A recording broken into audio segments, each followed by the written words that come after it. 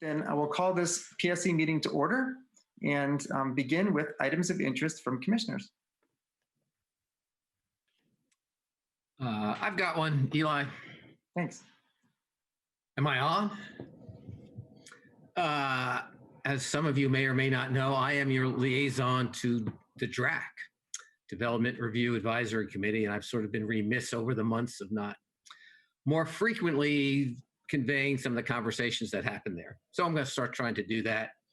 And last week, one of the items that was presented was 4 different developers made a brief presentation about the bird-safe glazing requirements that we approved 3+ years ago as part of Central City 2035. And the gist of their presentation was that they're having an awfully difficult time complying with it. They're having a hard time finding the right kind of glazing. They're having a hard time matching the glazing with the window manufacturers. And they reported it's a time-consuming and expensive process. So just sort of FYI, I don't know if it's an issue if anyone's got any interest in hearing more about, or these folks would be happy to do the short presentation for this commission if that's appropriate in some forum. But I thought it was worthwhile just to kind of hear that. And just one example from one well-known developer, Mill Creek, who gave an example of a standard building they do is what's called a 5/2, 5 stories of housing on top of 2 of, I guess, typically commercial.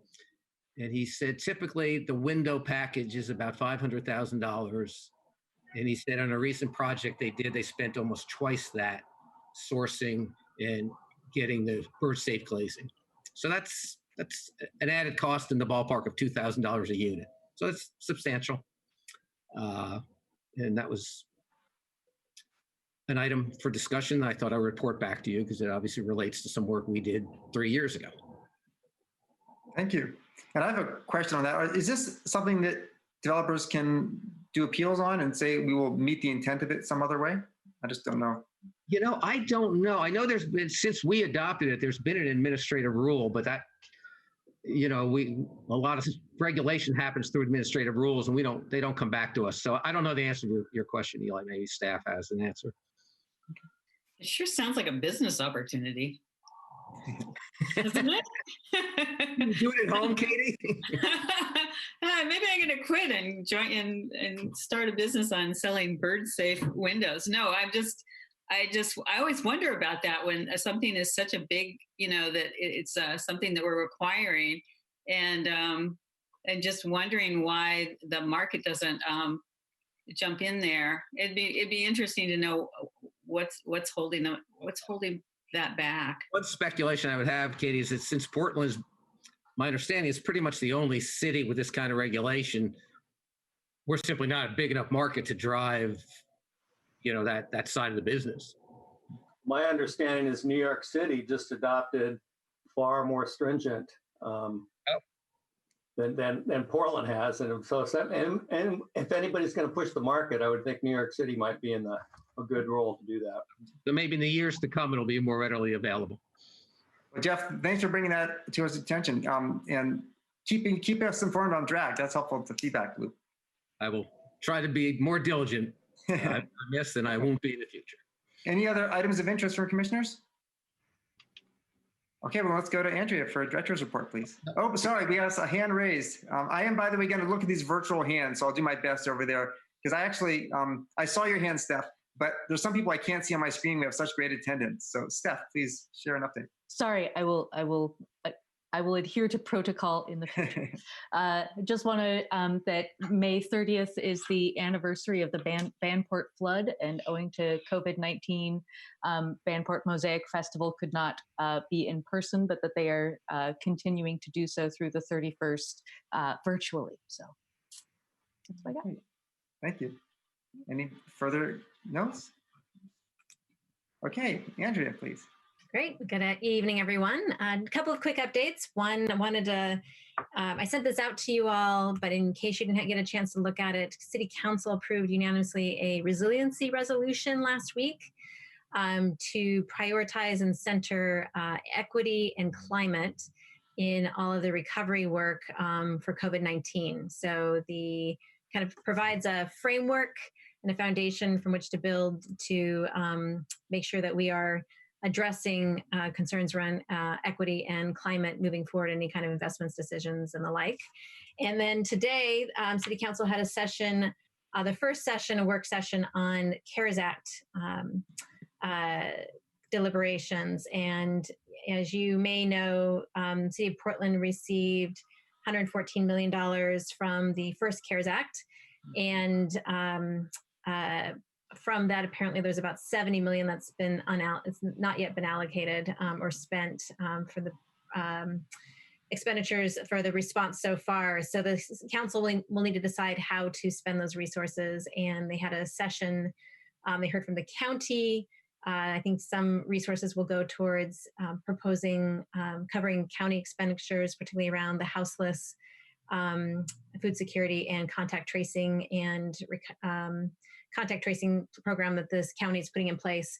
And then they heard about other requests. So each bureau submitted requests of kinds of projects that could be considered for CARES Act funding. We submitted a long list of options, but 6 specific requests, and 3 of them have been deemed eligible, potentially eligible. Of course, there are more requests than monies available. So the next step will be a committee of directors in which I will serve, along with working with the chiefs of staff from the city commissioners to develop some proposals that will be recommended to City Council for action. So the hope is to make some decisions relatively soon in the next month of how those CARES Act dollars will be spent. And of course, we hope that the Congress will pass a second CARES Act and potentially a stimulus package as well. So hopefully this is just the first tranche of resources that comes to the City of Portland and other jurisdictions to respond to the crisis. Thank you. Can you tell us what those 3 items are? Yep, the 3 items that were deemed potentially eligible. One was our request around anti-displacement, particularly to do some additional work looking at COVID impacted communities and actions there. Second is Bureau of Planning and Sustainability, along with the Office of Community Technology and Verde are working on the Digital Divide project. So it's to fund these technology packages, computer, internet access, and technological support, culturally appropriate technological support. And then the last one was around age friendly. It's actually to develop an app to support elders in isolation, in particular the Black community. Okay, thank you. Mm-hmm. And that's all. Okay, great. Well, our agenda today is going to start off with the expiration date extension project, and then we're going to shift gears to the River Plan South Reach. And I think we'll get it all done within the time allowed we have today. The next project, the expiration date extensions project, affects applicants for development review projects. The changes affect a broad class of applicants and property owners. In the interest of transparency, are there any commissioner who'd like to declare a potential conflict of interest? I'm seeing a hand from Ben and from Kat. So Ben first. Yeah, I just wanted to disclose that I work for an architectural and engineering firm that submits development review applications for the City of Portland. Thanks. And Kat?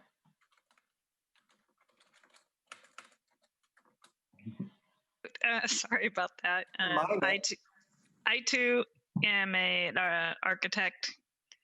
Okay, it's telling me I'm muted, am I? No, we can hear you. Sorry about that. Anyway, thank you. I too am an architect who works in the City of Portland and do also have some applications that may be affected by this, but I do not believe that those should cause any direct conflict of interest. Anyone else? All right, then I believe it's probably JP McNeil from staff going to lead us through this code update. So I will hand the baton over to JP. All right. Good afternoon. One moment, let me share my, oops. Julie, I'm unable to share my screen. Do you have my presentation? Nope, 1 second. While you're doing that, I gather the sequencing here will be JP can introduce us to the topic, and then we'll get some public testimony from people who are waiting to share that. And then we'll have a chance for deliberations and decide what we might want to recommend forward. So. JP, you should be set now. Thanks. think so. Can you see my screen now? Okay. All right. So good afternoon. Again, I'm JP McNeil with BPS. I'm here with me today, Sandra Wood, my colleague, and we're also joined by Shannon Buno, as well as Matt Wickstrom from BDS. And we're here to present the expiration date extension project. So this project will amend the zoning code to extend the expiration dates of several regulations to provide relief to applicants impacted by the COVID-19 pandemic and the accompanying economic disruption. So let me see here. So this slide shows the proposals, and these are the proposed code amendments we'll be covering today. And note that in addition to the 5 proposals that were in the proposed draft, we're also asking the commission to make 2 amendments that were not included in the proposed draft. And so, there is only 1 shown on this, but there are 2. Hopefully I have the right presentation here. Okay, so moving on. I'm going to give a brief overview and then of each proposal, and then I'll stop and allow for questions from the commission. So here we go. So, and before we dive in, I apologize. I'm going to have to, I grabbed the wrong presentation here, and I am so sorry about that. I'm going to have to grab a different one. I do apologize. So here we go. Please tell me this is the right one. Okay. So. Well, JP is doing that. Julie, I'm going to need to share a screen later too. So can you change my permissions to be able to share a screen? Okay. Now I have this one. Okay. And while JP is doing that also, oh, you're there. Never mind. I'm here. Okay. I apologize for that. Okay. We have 2 amendments on there, and that's what I wanted to see. Okay. So before we dive into the proposals themselves, I want to give a little context for the project. So these proposals address the impacts of the COVID-19 pandemic at various stages in the development review process. So to help illustrate that, I want to give a brief overview of the process a big project that's coming into the city for review goes through. Please note that not all projects go through all of these steps. It depends on the size and the complexity of the project, among other things. Before submitting for a land use review, many projects go through some form of early assistance, whether it's an optional early assistance meeting with planners and other staff, or a design advice request that goes with the Design or Historic Landmarks Commission, or a pre-application conference, which is required for larger land use reviews. For most large projects, then after the early assistance, the applicant must also go through the neighborhood contact process. And this requires presenting the project to neighbors, the neighborhood association, to get feedback on the proposal before submitting your land use application, and in some cases, a building permit. The next step is the land use review. In this step, staff evaluate the proposal against the approval criteria in the zoning code for a variety of land use review types like design reviews or environmental reviews. And then finally, after approval of the land use review, applicants can submit for their building permits. So this project affects pre-application conferences, neighborhood contact, and land use reviews. And I want to point out that it does not impact building permits. There's no proposal to extend building permits with this project. And the reason for that is that BDS already has mechanisms in place to address building permit extensions. So, any questions on that? All right. So the first proposal, this is the pre-application conference changes. So, and just to note, so the proposals are ordered in the way they move through the development review process. So as I mentioned before, pre-application conferences, or pre-apps is what they're often called, and I'm going to refer to them here. They're part of the land use review process that provides applicants with technical, design, and procedural assistance before they submit their application. So for most big projects, a pre-app is required before submitting their application. And the application must be submitted within 1 year of the pre-application conference, or else it expires. So given the impacts COVID-19 is having on the development market, pre-apps may expire before a building permit can be submitted. So this first proposal is to address that issue. This project proposes to extend the expiration date for pre-application conferences for 1 additional year. So this would apply to pre-apps that occurred 1 year from when the public health emergency was declared, which is in March of this year, until through the end of 2020. So it's grabbing from March to the end of 2020, and those would be given. I apologize. Actually, we're going back 1 year, so it's from March of 2019. So 1 year before the public health emergency was. So the pre-applications that happened 1 year prior to the health emergency, and then through this year, through 2020, all of those get 1 additional year. So instead of expiring after 1 year, they expire after 2 years. Any questions on that one? Okay. Move on to the neighborhood contact proposal. So this proposal addresses the issues of holding public meetings during a time of social distancing. So allowing neighborhood contact meetings to occur virtually, it's one of the practices that has had to change since the pandemic hit. And BDS has been accepting virtual public neighborhood contact meetings to meet the requirements for neighborhood contact. And this just codifies that change. And so the proposal would allow neighborhood contact meetings held since the COVID-19 hit in March of this year, until the end of 2020 to be held remotely using video conferencing technology, provided a phone option is also available. So any questions on that one? Clear. Okay. Okay, so the next one is the land use review Hey, extensions. JP. Yeah. JP, we had a question from Katie, I think. Oh, sorry, I didn't see that. That's okay. Katie, you're on mute. Yeah, okay. Sorry about that. It's hard for me to find the spot on my No computer. worries. We're all dealing with that. So anyway, I just wanted to ask, it sounds like it's already happening. When I went through it, I had some questions about this part. I was just wondering how the word gets out to the neighborhood. I mean, people are walking around a lot, so I can imagine that you would have some of the same reporting requirements, but then you would have what, a time and a date and a way to link into the meeting. Is that how they're making sure that the community knows about the meeting? The idea would be to publicize it in the same way you would a regular in-person meeting, and through postings and however, but instead of saying meet at X, at the Multnomah Community Center at such and such time, there would be a way to get, say, a Zoom link like we're in now, and you would go to a virtual meeting, but you would also have to have an option where they could dial in in case people don't have access to a computer. Okay, and is there, I mean, and maybe this is I just wrote down these notes and I said, but how do they get the word? How do you know they actually had the meeting?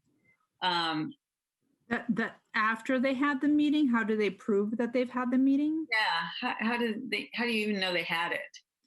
Hey, Matt Wickstrom, are you on the line that you can speak to this, since BDS has been already implementing this?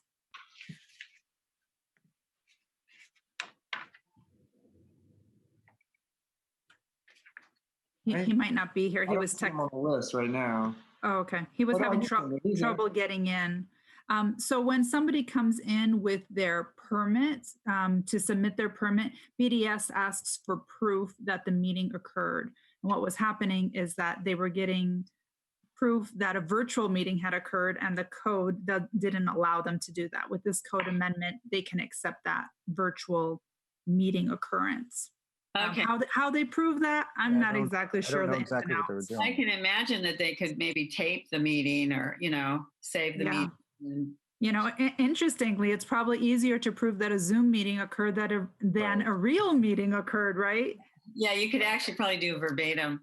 Yeah, so I'm sure they have some administrative rules or some practices that they've been implementing for that.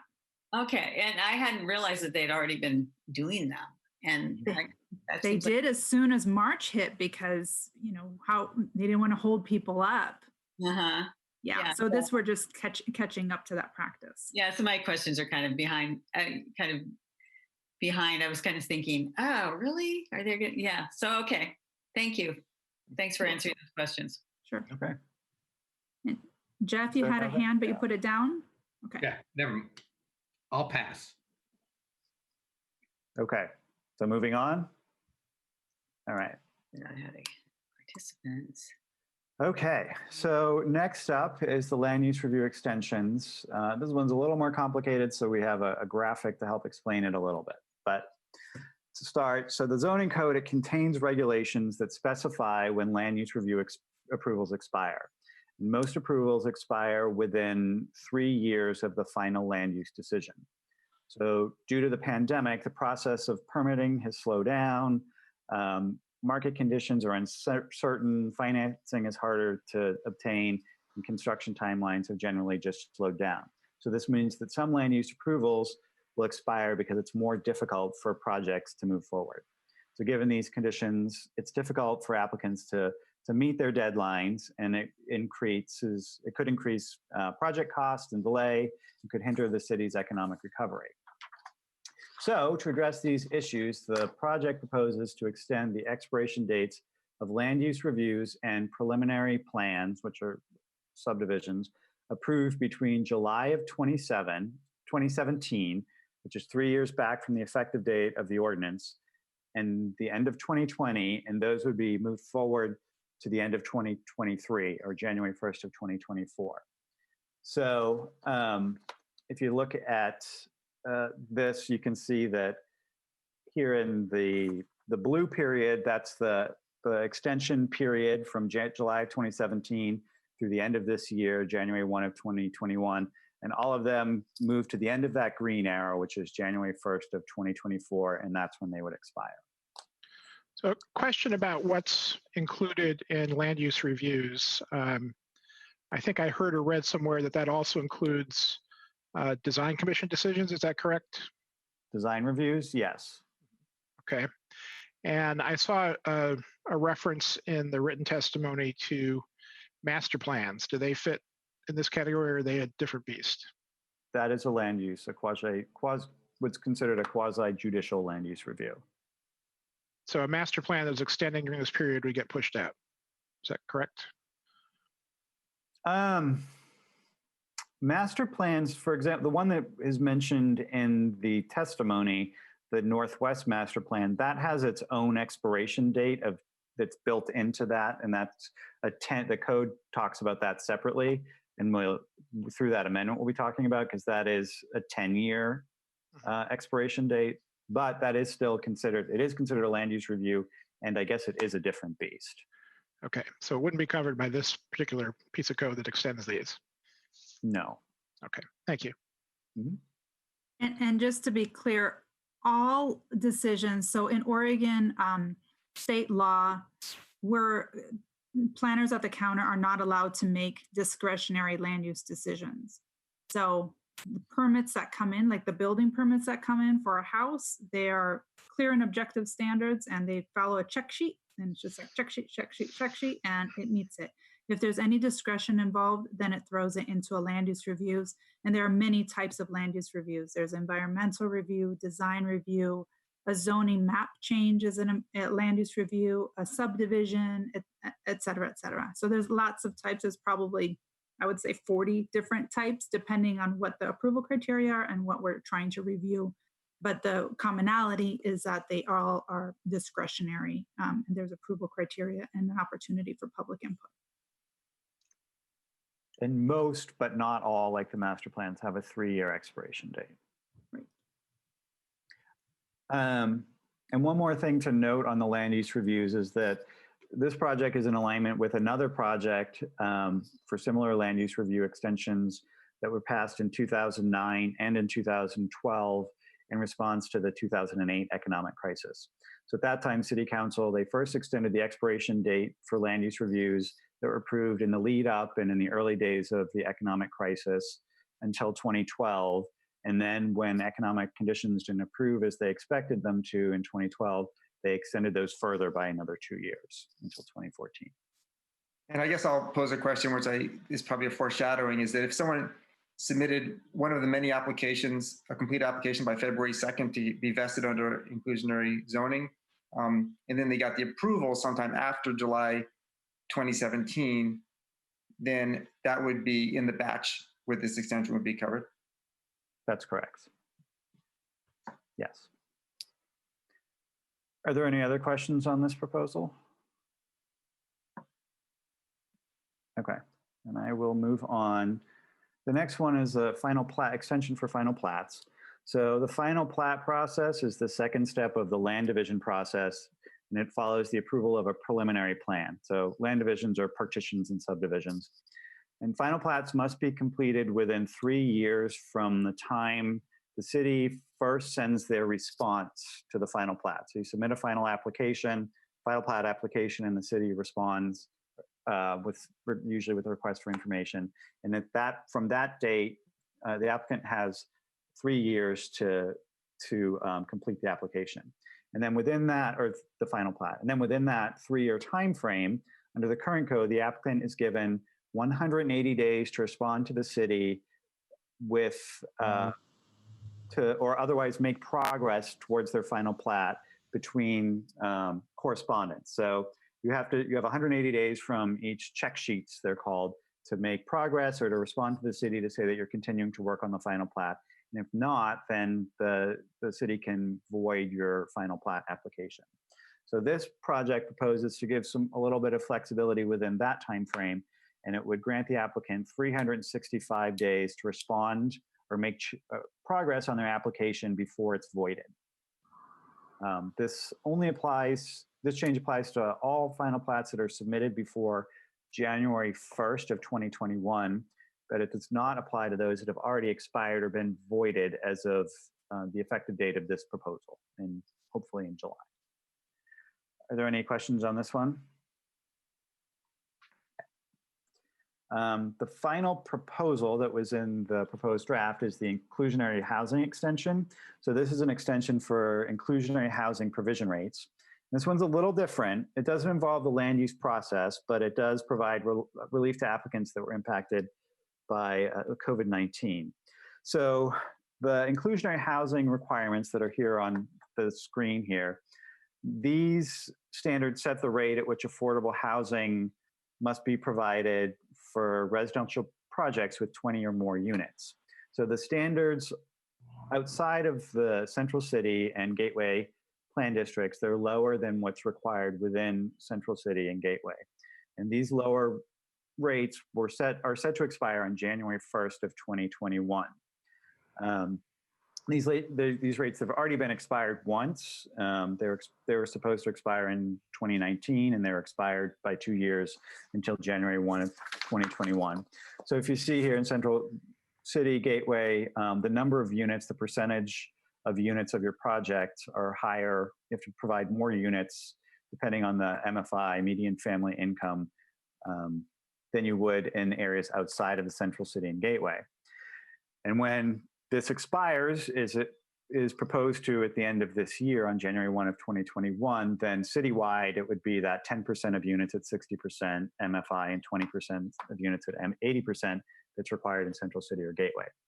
So this project proposes to delay that increase in affordable housing rates that would be expiring, to delay the expiration in January 2021, an additional 3 years to January 1st of 2024.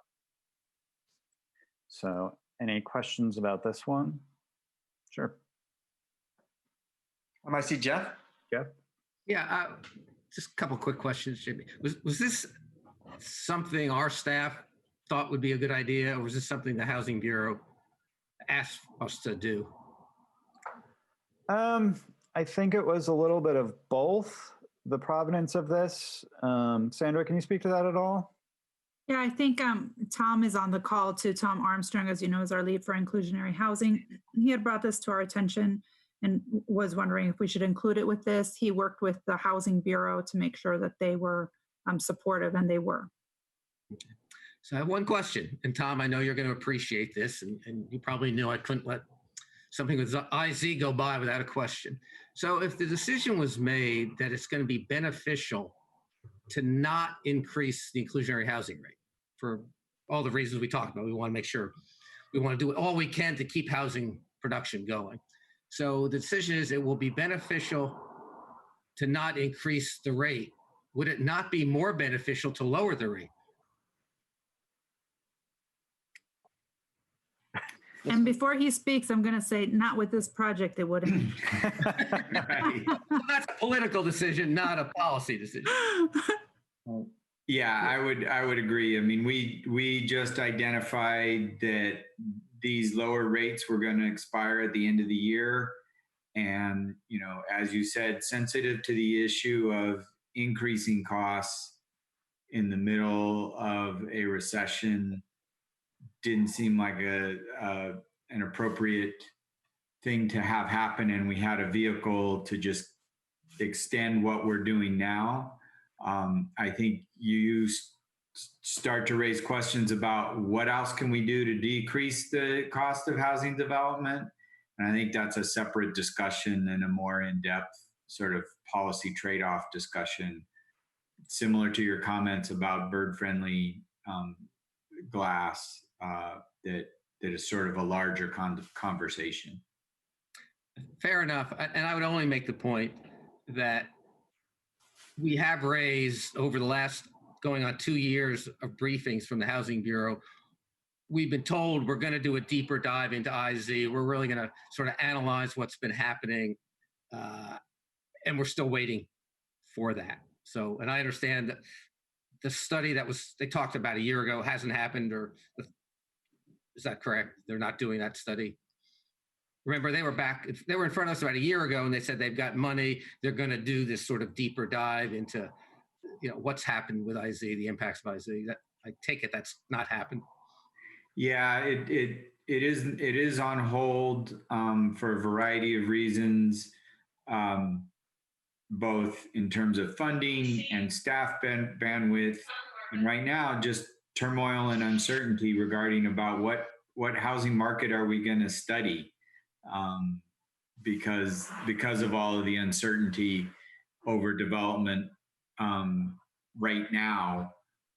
So now there's a question of timing and what market are we studying? Okay. I've got a question from Oriana. Welcome. Hi, sorry to be late. I'm actually going to surprise of no one, ask the opposite question of Jeff, which is to better understand how extending this exclusion affects affordability and displacement longer term. Like, we want to have a steady supply of housing, especially in this moment, and we don't want to stall construction. But as more and more people lose their jobs and affordability becomes more and more of an issue, don't we want more affordable housing? And not allowing this extension or potentially ending it earlier would seem to me to potentially increase the amount of affordable housing we could build at a time when it's necessary. So help me understand a little bit better how those dynamics work. Yeah, I mean, one of the original reasons it's still in place today as to why we have this lower inclusion rate outside the central city and Gateway has to do with the property tax abatement incentives that developers receive. And that has to do with sort of the city-county agreement around and the cap on the amount of annual tax abatements that can happen in the city. And so in the central city and Gateway, projects are eligible for a 10-year tax abatement on the full value of the project. Whereas outside the central city and Gateway, the projects are only eligible for a tax abatement on the affordable units. So, you know, and this ties back to Jeff's previous question about the study and how much does cost of compliance with inclusionary housing, how much does that, you know, really affect, and is the bundle of incentives that the city provides cover that cost? We know when we first adopted inclusionary housing and these requirements, we knew that especially outside the central city, we were not covering the full cost of compliance at that time. And so that's why we wanted to have this introductory rate as part of that ramp up and expectation that over time that property values and development pro formas would better factor in the cost of compliance. I think it is fair to say that there has been time. There's certainly a lot of turmoil and uncertainty in the market and in property values at the moment. And so you could argue that that we want to have this lower inclusion rate lapse and have these higher rates take effect. I guess our bias was trying to sort of provide that certainty between you and between Jeff, which is, do we raise them? Do we lower them? What do we do? Let's just keep it steady with what we have right now until we have a better understanding of how we're recovering, how deep of a recession we're in, how much impact there is to the development market. And then we can revisit this question in a more comprehensive look at development costs. Okay. I'm seeing Oriana and Jeff both having hands up, and I'm going to ask if it's urgent to say now or we're running a little bit low on time to get through this topic. So if that's all right, let's go back to JP and continue on for us. Thanks. Okay. So I'm going to move on from the inclusionary housing. Thanks, Tom. All right. And so these are the two amendments that we have to this that staff are proposing, and they're just minor amendments. One is the 3 years prior typo. So this one is there's many instances that we wrote insert the effective date of this ordinance, and that should have said insert 3 years prior to the effective date of this ordinance. In several locations, I think they were all in the land use review approval section. And so this amendment is to just change that so that it says insert effective date of this ordinance. Thanks. And then, and after the public testimony, we'll share a list of where the amendment actually needs to be made. The second amendment is a list of terms typo. So this is actually when the Better Housing by Design project was adopted, the definitions chapter was amended to add new terms and definitions, but the list of terms chapter, which is 33,900, was not amended to reflect the new definitions. And so this would fix that. It would make a few changes. They're minor changes. And that's what this one is. Any questions on those amendments? Okay. And then testimony, we've received 8 pieces of written testimony, 6 testifiers registered for the hearing. So they'll be coming up next, and hopefully you were able to review the 8 pieces of written testimony. So our staff recommendation, we're asking the PSC to take the following recommended actions. To recommend that the City Council adopt this report as amended, recommend that City Council amend the zoning code as shown in this report as amended, recommend that City Council adopt the ordinance, and direct staff to continue to refine the recommended code language and commentary as necessary. Thank you. And that is it. This is just the project schedule. We're here today, and we're on the calendar to go to City Council on July 8th, and hopefully it will be approved and effective as of that date. So that's it for the presentation. Any other questions? Right, I'm not seeing any, so I'm going to practice bringing in our attendees to have public comment. So public comment is now open. We'll have 2-minute slots for people to speak, and we're not that well practiced at this, so I'm going to do the best and best we can. But the first person on my list is just a phone number. So sorry to be calling you by your numbers, but 503-250. Eli, you should be calling in the order that I sent you earlier today based on when they. Well, I have two screens going now, so let me. Here, I can. So the first testifier should be Ian McKenzie. Okay. I'll look for that note while you're doing that. Ian McKenzie, please. Do I need to allow him to speak, or you've already done that, Julie? I got it. Hi, can you hear me? Yes, thank you. You're good, Ian. Thank you. Hi, my name is Ian McKenzie. I'm an associate with TVA Architects. We submitted a letter in support of this project. We really appreciate what BPS is trying to do here. The main issue that we raised was about the effective date and the amendment that was just mentioned. If that was adopted, that would actually entirely negate our concern. And I just really strongly encourage you to adopt that amendment along with the entire package. And then the other issue that we raised in our letter is just for a lot of projects, it's not so much the expiry of the land use reviews, but the expiry of the building permit application. And that's more of a, I understand that's more of a BDS issue, but right now they typically make building permits expire after 6 months of inactivity. And that's just more likely to happen in the current environment. You can request extensions to that, but it's discretionary and you can never be sure that that's going to be approved. So just as you transmit this to City Council, I'd really encourage you to give that message to City Council. And then part of the reason that's so important is that there's a new building code that came into effect in January of this year. That code wasn't even published in its entirety until October of last year. And so there's a lot of building permits that are under review right now that were designed in good faith to the old building permit or building code. And it would be really detrimental to those projects if their applications were voided. So anyway, thank you very much for taking this project on, and we're very strongly in support of it. Thank you.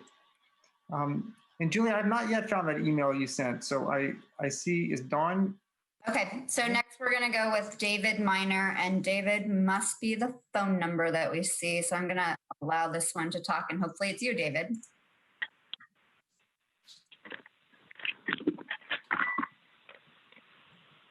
Hello? Hello, please. Hello. Yeah, hi. Oh, geez. No, this is Matt Wickstrom from BDS. I guess I just, sorry, I must sign myself in that way. No problem. I'm listening. No problem. That's the best I can do right now. Okay. So it looks like David is not here. So Dana is next. And Dana, I'm going to unmute you right now. Go ahead. Good evening. This is Dana Krafchek. Can you hear me? Yes, Dana. Thank you so much. Excellent. Thank you so much for accepting our testimony.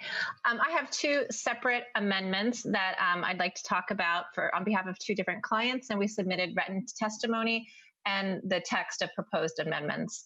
The first one relates to the Northwest Master Plan. There's only one, that's the Conway Master Plan, which is set to expire on October 2nd, 2022. We're asking that it be expired till January 1st, 2024. We've coordinated with NWDA, and I understand that the board met last week and voted to support the project. I've gotten confirming emails from them. I know they intended to submit a letter. I'm not sure if that made it into the record. We've also spoken with the other property owners and developers within the master plan, and Karen and Prometheus, who's developed a majority of the master plan area, support the extension. As we've described in our testimony, there's a variety of reasons for this extension.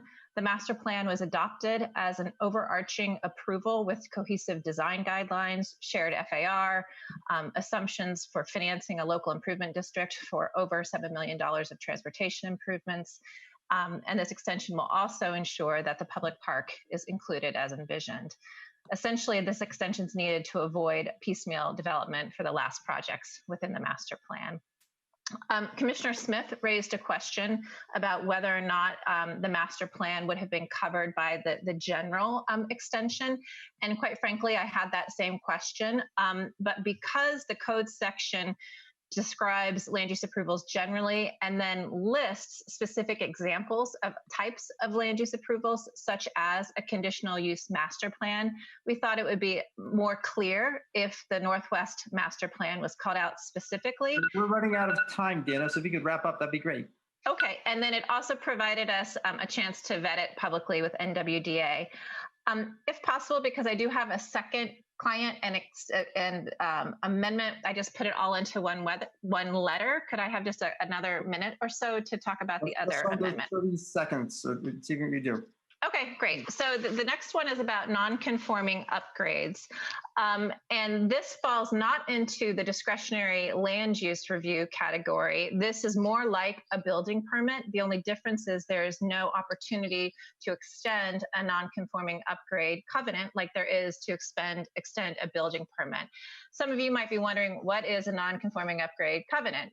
What it is when you do upgrades to a site, renovating a building, you can choose to upgrade all of the landscaping, pedestrian paths, etc., across the entire site without any limitations on the budget, as long as you agree to do it over time.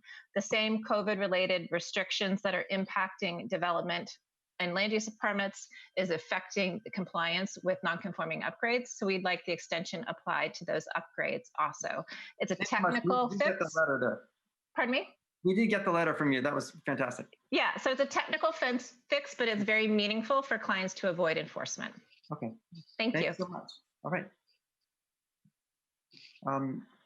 Julie, can you help me out? And you can just keep calling people. That'd be great by me.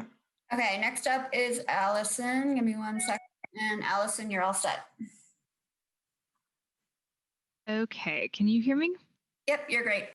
All right, great. Hi, this is Allison Reynolds, also with Stoll Reeves, but here to testify with a different request than the ones that Dana just discussed. I too would like to express my appreciation for the city taking action on these important issues. So we are working with the developer of the Pearl East building at Northwest 13th and Gleason. Pearl East design review decision will expire in early July 2020 if they don't receive a building permit by that time. They filed their building permit application in November of 2019 and were on track to have the permit issued before that deadline. However, BDS was forced to prioritize essential projects due to the COVID-19 pandemic starting on March 13 and stopped its work on projects like Pearl East. While we support BDS's decision to prioritize these essential projects, unfortunately, this means that other projects are now in jeopardy of expiring since BDS and the other bureaus have no way of making up these lost months of review time.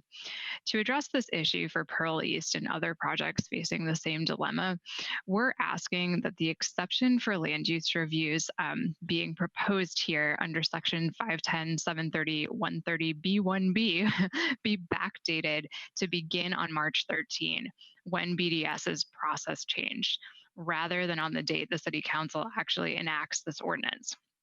This aligns with the pre-app and neighborhood contact changes to recognize that March 13 is the day the impacts to projects began. And we've been working with JP and the City Attorney's Office to ensure our amendment complies with state law, since that's important. And because counties are not allowed to enact retroactive land use regulations, but cities are, we are proposing to add a clarifying statement to the language that I provided in my letter that states that the March 13 retroactivity applies only to sites within the city and does not apply to sites in the portion of unincorporated Multnomah County subject to city zoning.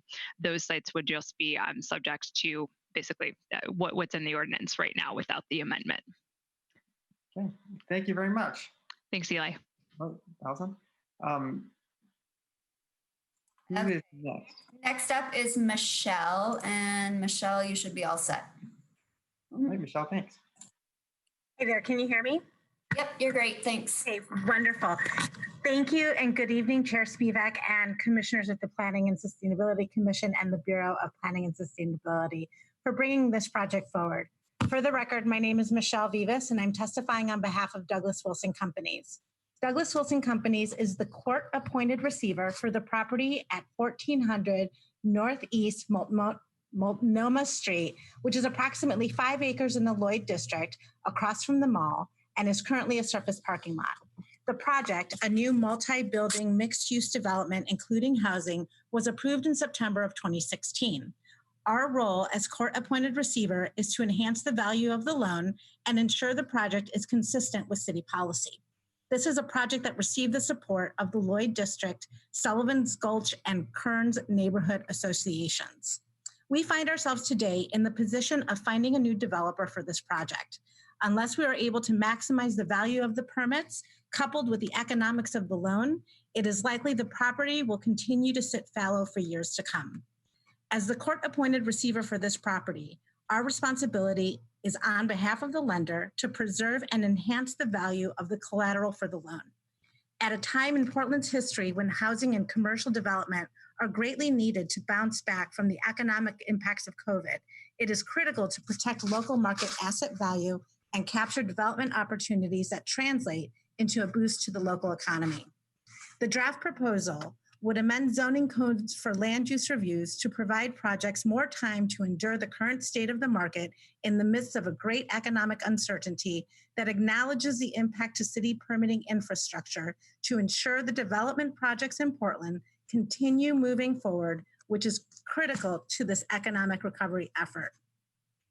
To best achieve the goals of the expiration date extension project, we suggest that the code change grants the extension for land use reviews and preliminary plans for an additional year for projects approved between July 1st of 2016 and January 1st of 2021. We also support the comments by the Oregon Smart Growth on extending land use reviews for an additional year. We hope this feedback will be incorporated into I'm going to ask you to wrap up if you could. Thanks. Okay, I'd like to thank you for all bringing this forward. And I'd like you to know that I have Doug Wilson here, the receiver, and we're happy to answer any of your questions. Thank you very much. Oh, thank you. Julie, who's next? Okay, then we have, sorry, 1 second. Mary, let me second. Okay, Mary, you should be set now. Mary, are you on? Ready to be here. There we go. Are you good? Am I unmuted now? You're great. Thank you. Hi, this is Mary Coolidge. I'm actually going to pass, but thank you for the opportunity to be here tonight. Anytime. Thank you. And then our final testifier is Ezra. And Ezra, you should be unmuted now. Oh, sorry, 1 second.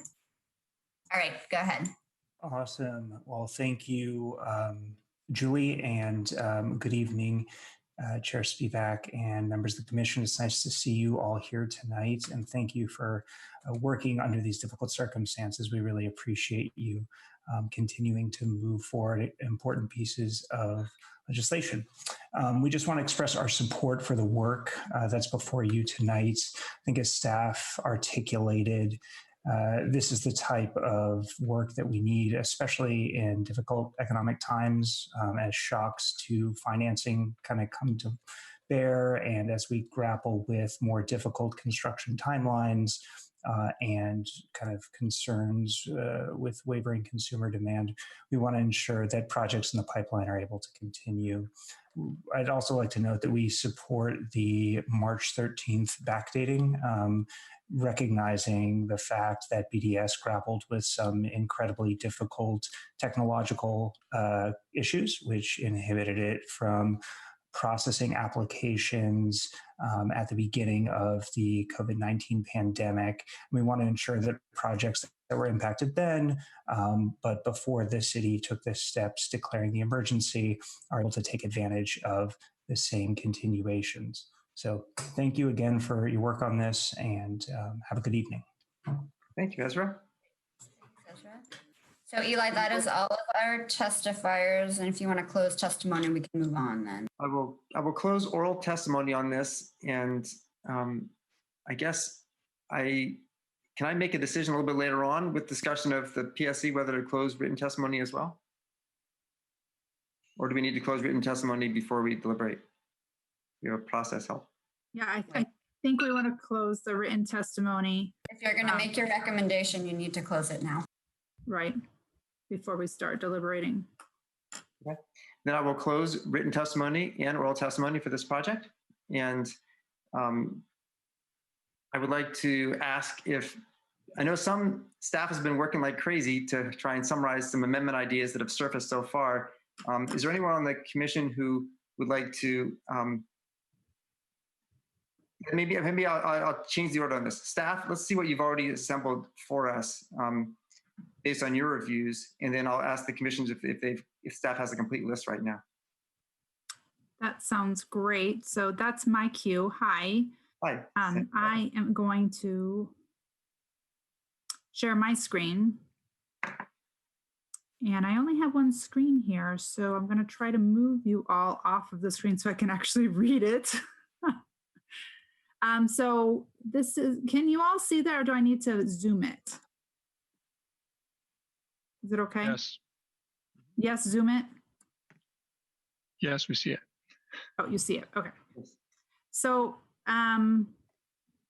we've heard testifiers advocate for different amendments. Why don't we get the two typo amendments out of the way? JP described both of these for us. Amendment number 1 is that we forgot to add these wording 3 years prior to the effective date of this ordinance in several sections of the code. And these bulleted lists shows you the several sections of the code. So we would appreciate if a commissioner makes a motion, moves this amendment, and if we could vote on this one first. And the motion would, So I'll make a motion. I move amendment number 1. Thank you, Chris. Is there a second? I'll second. Boy, I can't tell who that was. Did someone say it again? Second. Ha, Jinx, you owe me a Coke. I beat you that time. I think is that Mike? I think it was Steph. That was Steph. Thank you. So Steph seconded it. The motion is to amend the 3 years prior typo. And any discussion? Okay, then Julie, let's please guide us through a vote. Okay, Backrack, Yes. Bortolazzo, Yes. Hauk, Yes. Larcel,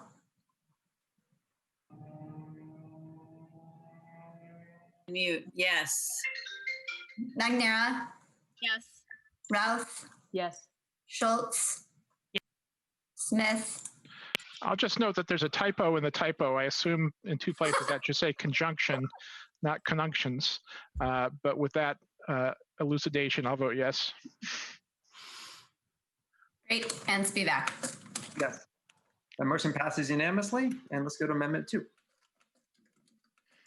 Great. So amendment number 2 is the list of terms was not amended during the Better Housing by Design. These several terms were added to the definitions, but the list of terms was not updated. So we would like someone to make this motion, please.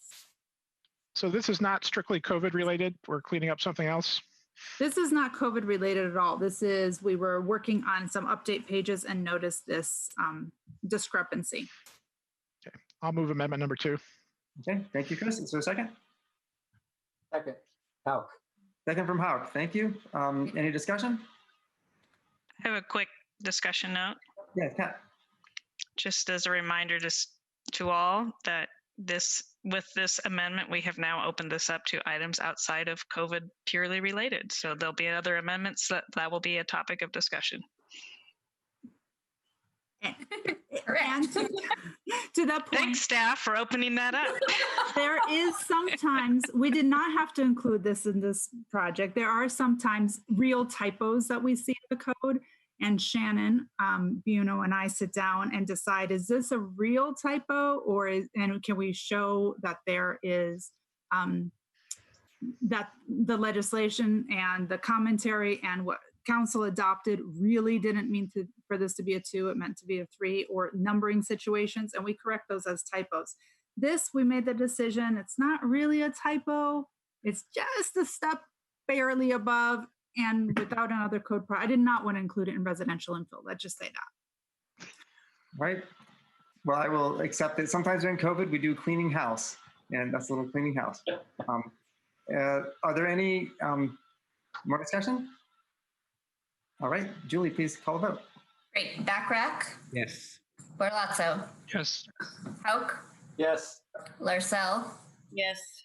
Nanyera, Yes. Ralph, Yes. Schultz, Yes. Smith, Yes.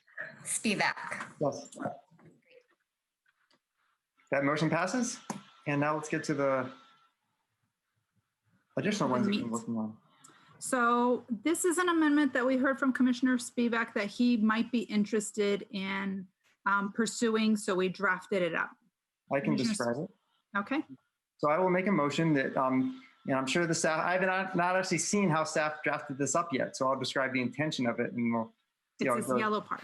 But I noticed from staff's summary of inclusion rates from of how far back this code project would reach, and noticed that developments that were entitled pre-inclusionary housing, and many projects were deliberately submitted just before inclusionary housing, would be expiring in, they would go through 2017, the end of 2017, and this project would give those projects an additional 4 years to continue to not adhere to inclusionary housing. So my thinking was, I think that if the project has gone for several years already and not gotten a building permit, that it's unlikely that that was because of COVID. And I think that the city, the Planning Sustainability Commission voted unanimously for inclusionary housing as the city council. And I think that to give those projects basically a 7-year period to perform seems excessive to me. And I think in practice, if a project at this point, and I'm sure someone can correct me if I'm wrong on this, is likely trying to shop the entitlement and trying to make the lot available for development, where without inclusionary housing applying, it would have a competitive advantage over another property on the next block over. And I'm not sure I support extending that competitive advantage for an additional 3 years. So my proposal is to allow projects to get the full 3 years that they were approved for with the original land use approval, but not provide that extension if the project would be, we're basically grandfathering in the pre-inclusionary housing entitlement for the project. I mean, I would say related to the other item on inclusionary housing, I do support staff's recommendation that we stick with the current percentages for additional time, mostly because we haven't had a chance to study it yet.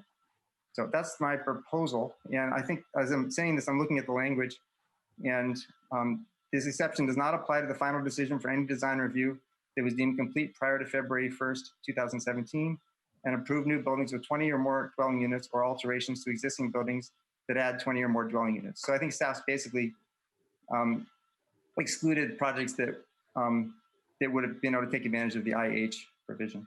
I've also heard since bringing this up that there's some concern about process on this, that staff has not had a chance to reach out to those property owners. So if people think it's a good idea, we can discuss afterwards what to do, whether to be concerned about that or let people bring it up at city council. So I guess the question is, so I guess I'm proposing to exempt those projects from the extension. And first the question is there a second for that proposal? And Eli, maybe if I can just add that if the commission does support this amendment, we would then recommend that we would have another, keep the record open, have another hearing, and allow people who might be impacted the chance to present their views. Understood. I'll second. Okay, I didn't actually, maybe who's saying that has no housing in it at all, it would be irrelevant. Or 120 units would be irrelevant. Did I summarize that satisfactory, Steph? Well, I got it this time. So that was satisfactory to me. I'm seeing some hands. So first from Jeff, and then Kat after Jeff. Okay, thank you, Eli. Couple of concerns. I mean, let me just start by saying I sort of understand the equity of what you're trying to accomplish, Eli. But one, it will be a bombshell for a lot of property owners, developers. So I think, as Andrea said, it's going to force us to another round of public hearing, which will be another delay. And this is already a time-sensitive project. So that's one. Can I put a question to that? A number meaning about 8 or 10, and a bombshell meaning they've already internalized that this project's going to pass as proposed? I'm assuming, yes. Okay. But also, this goes back to a discussion we had earlier, that, there's just a lot of angst around inclusionary zoning. Is it working? Isn't it working? Is it discouraging more housing? And a lot of people, you and I, Eli included, have been asking this question for going on 2 years, and we keep getting stalled on a resolution, a study, an analysis, which was promised when IZ was passed. And so this feels a little unfair. This is sort of penalizing certain property owners, certain developments, when we still don't know the effectiveness of this entire program. And it seems like if we did something like this, it ought to come with an absolute assurance we're going to get this study that's been promised for 2 years. That's context, that's policy. I do have a suggestion if there's a desire to move this. It seems to me there might be a difference between those projects that got vested pre-IZ and have sat on them and done nothing for going on 3 years versus those projects that, like any other big project, is moving through the pipeline. Maybe it's going a little slower for whatever reason. And perhaps there's a distinction between giving this extension to those projects that are truly in process.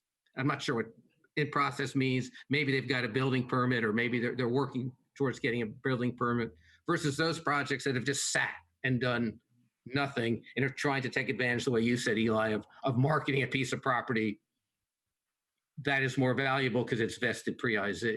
So perhaps that could be a middle ground that would sort of address the equity you've raised, but not necessarily penalize a project that is trying to move through the pipeline. Thank you. That would be a friendly amendment if it were possible to write that. I'm not sure it's possible to write it though. Kat. That wouldn't be a reason not to do it if you think it's a good idea. We've got enough brain power in the conference. I'm sure staff could help us rate that. Okay. Kat Schultz. I'm going to start with just calling out this is a potential conflict of interest. My firm is working on projects that would be affected by your amendment, Eli. And so I beg to differ with your comment that there are projects that are in this group that have not been affected by COVID. So I can tell you they have been. And I can tell you the difficulty of Jeff's proposed kind of compromise or tack on, or I don't know how you want to call it, is that you would have the city would have no way of knowing if we've been continuing to work on these projects, getting them towards building permit or not. And I can tell you that, like I said, there are projects in this group that have been continuing to try to figure out how to move forward and have been struggling with that and are having all the best of intentions. And they're going to get caught up in this. Okay, thank you. I've got Ben and then Chris and then Oriana. Thank you. So some of the comments I was going to make have been picked up by Jeff and a little bit by Kat. So what I'd say is it seems like, given the exceptionality of where we are right now, I would say that the intent of what we're trying to do is really to not create any obstacle to any future possible development, especially when it comes to housing. So I wouldn't necessarily differentiate between the enactment of inclusionary zoning as of 2017 or before. It seems like at this point, the overall intent of this is to remove that barrier. So I would rather not have an amendment. Okay, Chris? So let me ask the process question. If we have to extend this to an additional hearing, what does that do to the ability to make the July council date that's contemplated? That's a question for staff. We would not be able, we'd have to find another date on council's schedule for later this summer. That biases my decision quite a bit. Thank you. And also, if I could just add, in terms of the context of the numbers, there are 10 projects that have not yet been permitted that were in that original bundle of 33, and the proposed housing that they would generate if they were built is about 2,200 market rate housing. Thank you. Okay. Oriana? I guess first a follow-up question, which is, remind me so I don't have to do the math in my head right now, how many units of inclusionary housing were those projects to lapse and then fall under IZ? How many units would potentially be created? 44 if they came in with the same number and did 20%. Thanks, Jeff. So I see the process concerns here, and I'm sure staff is feeling really nervous and maybe a little grumpy right now at the thought of like reopening the record and pushing things further with council, and also hear the concerns about the urgency of the crisis we're in right now.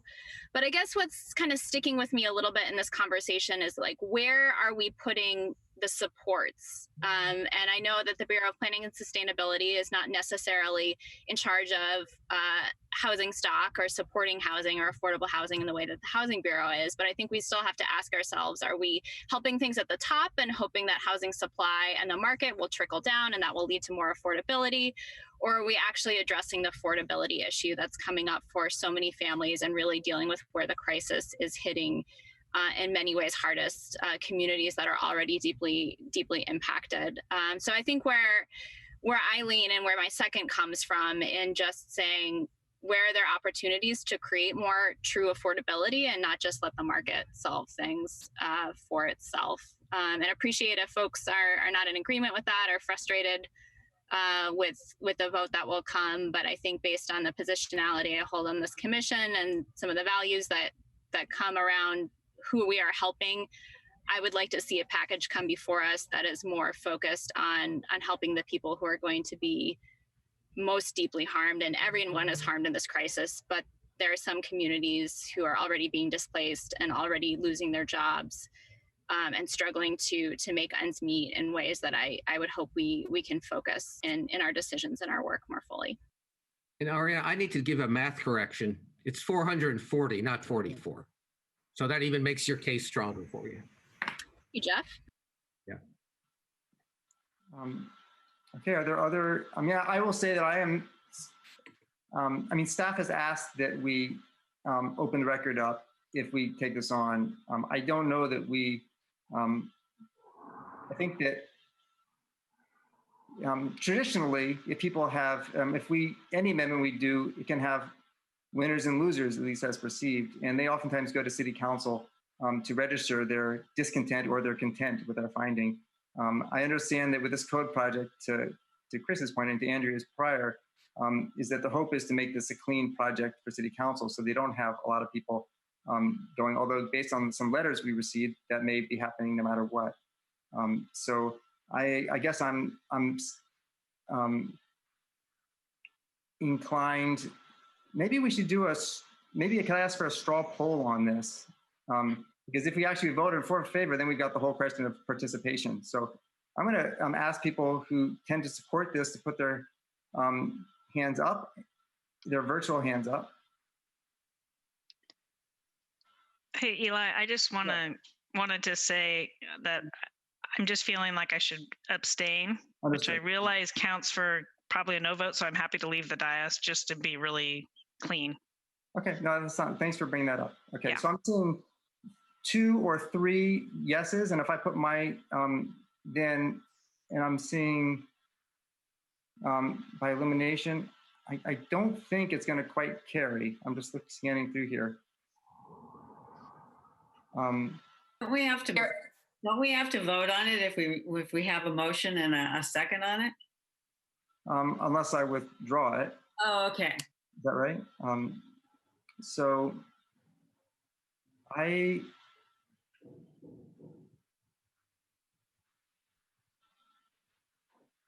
open to a process suggestion if someone has one. I can't see all the raised hands, Eli. How many? There's only 4, including Eli. So you either to ask for a roll call or you can withdraw your amendment. Okay. I think I'm going to withdraw this amendment proposal. And if someone wants to introduce it, they can, but I think I'll withdraw this one. So if someone cares more passionately about it than I did, then they can bring it up. But I think I'm ready to try and get a package to City Council so we can address this. Okay. Okay. Looks like we should move on then. Then let's move on then. Thank you. Okay, I don't see any more raised hands. So I'm going back to the document. So that was potential amendment number 3, which didn't pass. And I appreciate all of your deliberations and thinking about this. This was something that staff considered initially and was a tough call. So here's potential amendment number 4. This is an amendment that Commissioner Kat Schultz wanted to discuss. Is this still, did you want to propose this amendment? I'm sorry, we were hearing from so many commissioners and we were writing things up without knowing if it was really going to be proposed as an amendment. Commissioner Schultz. So yes, I would like to still propose this as an amendment, but I'd also like to clarify again that yes, we have projects in our office that would be affected by this. I do not feel this one, unlike the last one, is as much a potential conflict of interest because the project that this would affect is already affected in other parts of this code package, which extends its entitlements, which kind of makes this not particularly applicable to it. But the reason I have brought it up is because I think it's a cleanup item that has more to do with the code. And if you could, I don't believe aligning with our intents. Pat, could you do us a favor and just describe what it does? Because absolutely. Thanks. So I'm trying to figure out how to make this real short. The city has a policy that, pre-applications expire within a year. Complex land use issues often take more than a year to get through, but it does not mean that the applicant isn't keeping a very good pulse on what is happening within the city. The city likes to have pre-apps to ensure that applicants are aware of code changes coming down the line. I would say the requirement of having to have a pre-application within a year, this is one of those items that goes back to, we keep talking about how to simplify things within the code and not making things so process oriented and onerous on applicants. And I just think it's unnecessary, and have seen this come up where all it came down to is fine, you're forcing an applicant to have yet another pre-application conference when it's not needed. So by extending it to 2 years, it just gives the applicant more time to get through a process without requiring something that's not necessary. So I'm also going to volunteer that I recognize this is not directly related to COVID. It is a cleanup thing, in my opinion. I would still like to make the motion, but am happy to have a discussion if people aren't supportive of it, to say, put this in the letter and ask for it to be taken care of at another time. Thank you. So we have a motion. Is there, Chris, you want to say something now? I have a question. First part of the question is, could we scroll down and see the whole set of language, since I only see part of it here? Okay. We have two, we had written up 2 options. Okay. This option, or here's the this option. So the second one is limited to the COVID time period, right? The first one is. The second one is, the language that is underlined here in the second one is what we were proposing for the COVID time period. So anybody who submitted, the pre-application conferences held basically between this date in March and all of 2020 get 2 years. So a smaller number of pre-applications. And what we added for this amendment was the yellow part, which was pre-application conferences for master plans were valid for 2 years. In thinking it through with staff, we were like, why would master plans get 2 years and not other large type 3 land use reviews? And because pre-application conferences are only required for type 3s, instead of splitting the difference, we thought maybe all pre-application conferences should get 2 years and keep it simple instead of only master plans and only the COVID related projects. And just a little background, I started with master plans just because they're very complex but I completely agree with staff that really any type 3, there is no reason to have it, in my humble opinion, be needed every year. I mean, I think this is one of those code provisions that is there to protect the few, the innocent, and is affecting so many more other people unnecessarily. And am I correct in believing this doesn't affect the Northwest Master Plan issue? Is that correct? It's correct, because the Northwest Master Plan issue, the pre-app was done way back in 2011. That's or about something. the extension of the plan, not about its approval. Do we have an amendment for that later on, or is that not on the Yes. table at the moment? Okay, all right. Well, then, if someone wants to propose it, well, we drafted something. okay, glad to hear that. I have a comment on this one. I guess before we get a second, is that although the staff did open the door for non-COVID things, I feel like this does have deserves more public process, and these clauses, either one of them don't seem to sunset. So it would be permanent changes. So although I'd probably be inclined to support more time for the pre-app, I'm not sure I like putting it in this project. But that's my 2 cents. Kat, you proposed a motion. Is there a second? I'm happy to hear a second if there's. I'll second it. Okay, Katie. So the motion is on the table. Any discussion? Well, don't we have 2 alternatives? One. Oh, I guess it's a good point. Kat, would you like to clarify which of both you want to present? It would be on the first option, just to keep it clean and have all type 3s have a permanent 2-year time period between the first pre-app and when another one's required. Okay, Katie, does that work for you? Yeah, that's fine. I will second that. Thanks. Discussion.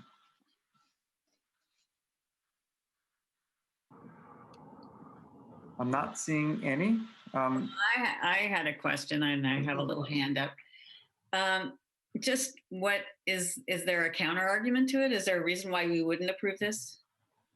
What's the worst that can happen? Well, I guess I'll share a counter. I think is that the impetus for this zoning code update is to deal with projects that were hampered by COVID, and we're trying to let the projects happen anyway. And this change to me feels like one that is more structural. If you're doing a project, you do a pre-app conference, it's good for a certain amount of time. Under current rules, that's 1 year. And there could be an argument that Kat's made that we really need to provide more time for that. But this change would be in effect in perpetuity until the zoning code gets updated again. So the question is, are there winners and losers in that change of how much time is a project's allowed to go from a pre-app conference? How long it sticks for?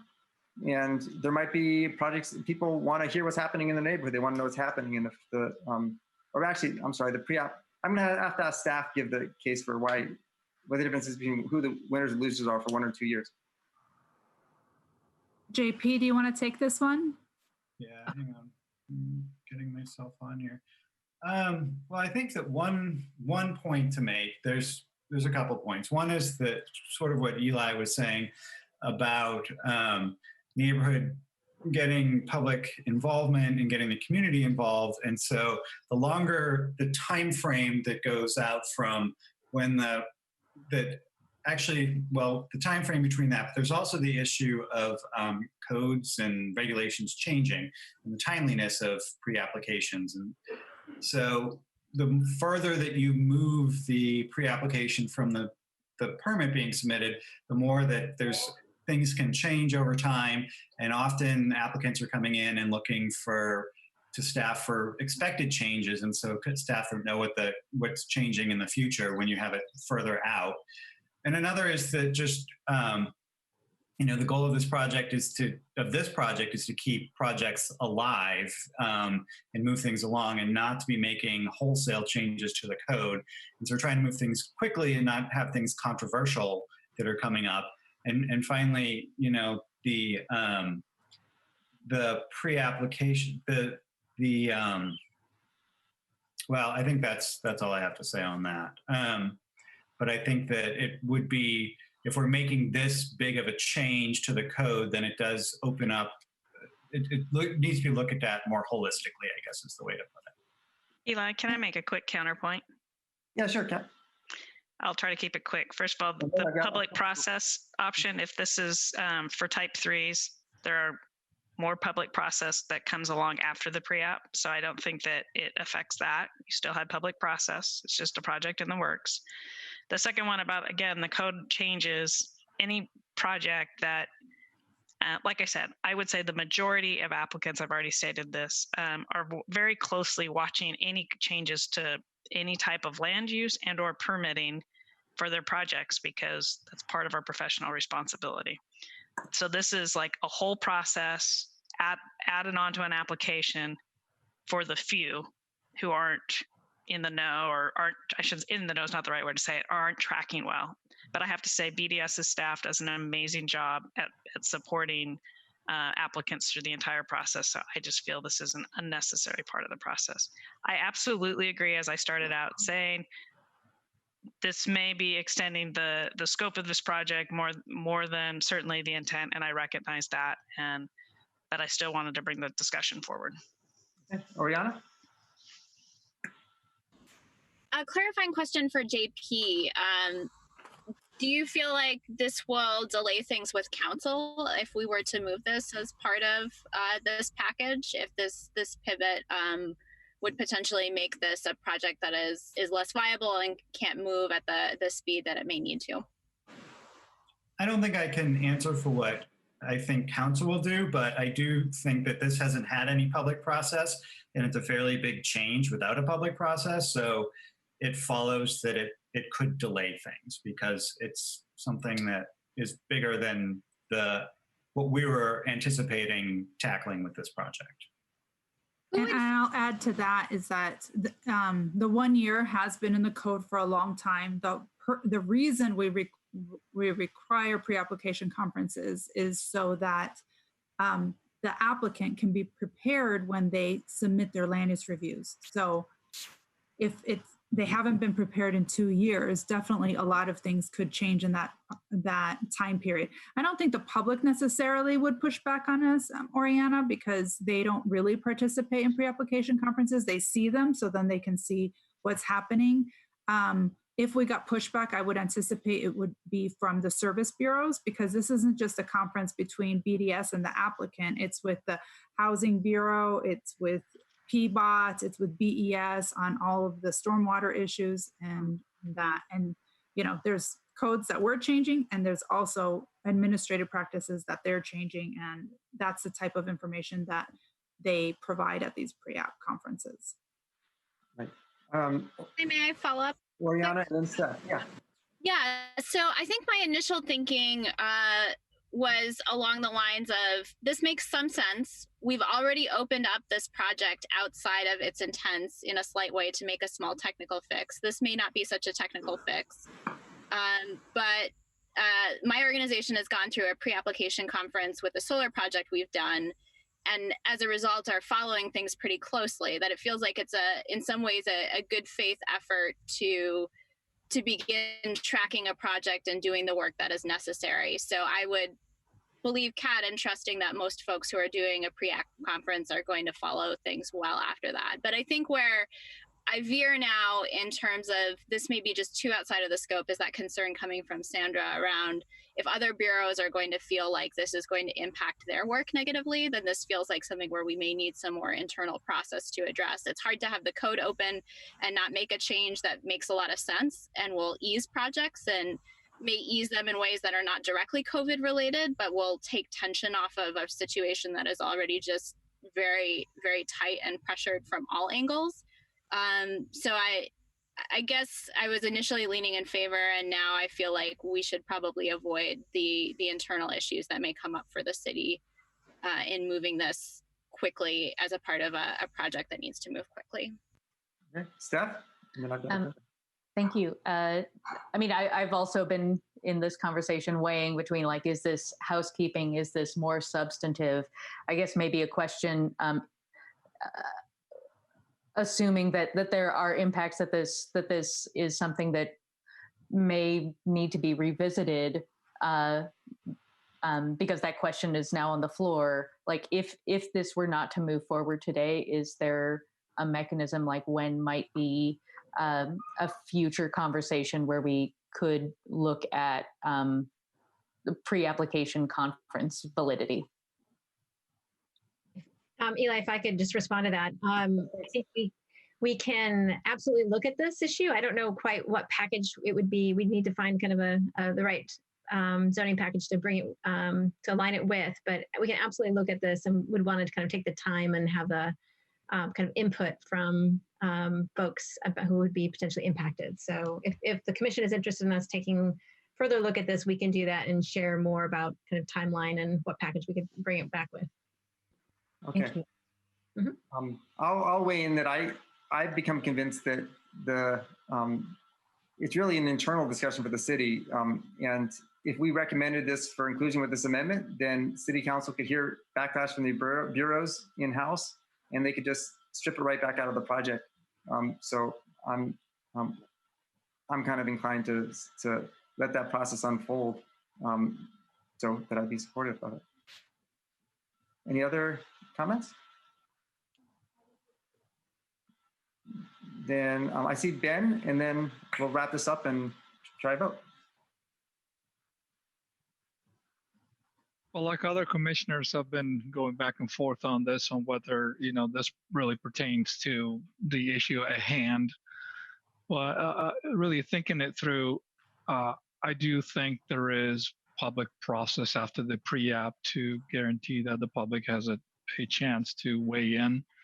So that to me is not as much of a concern. And although I don't think I have a direct conflict of interest, I am involved in quite a few larger projects and master plans, primarily outside of Portland, that at any point in time can get stalled or slow down significantly and then pick up again. And that's due to the nature of a complex project. So giving an extra year, quite frankly, may seem like a lot of time, but for large projects that have a lot of moving parts is, I think, an extra, perhaps one less thing to worry about, quite frankly. So, and yes, codes do change, and you may have to go back anyway. So I think it's an element that is still in the spirit of what we're doing to provide a little bit more flexibility, especially for projects that have the ability to be really transformative. So I'm inclined to say yes. All right. Julie, let's take a vote. Okay. Bachrach. I think I'm yes. I'm just clarifying, we're going with the first proposed amendment, 2 years, across the board, no sunset, correct? I was supposed to say that to myself, so yes. Correct. Correct. Okay. Yes. This one. Okay. Bortolazzo. Yes. Hauk. Yes. Larcel. Yes. Manera. I'm a no for process concerns, but I do support those coming back in a future package and this being a continued conversation. Great, thank you. Rouse. I'm saying no for the same reasons, but it's substitute. Okay. Schultz. Yes. Smith. I'm in the same place as Oriana and Steph. No. Okay. Spivak.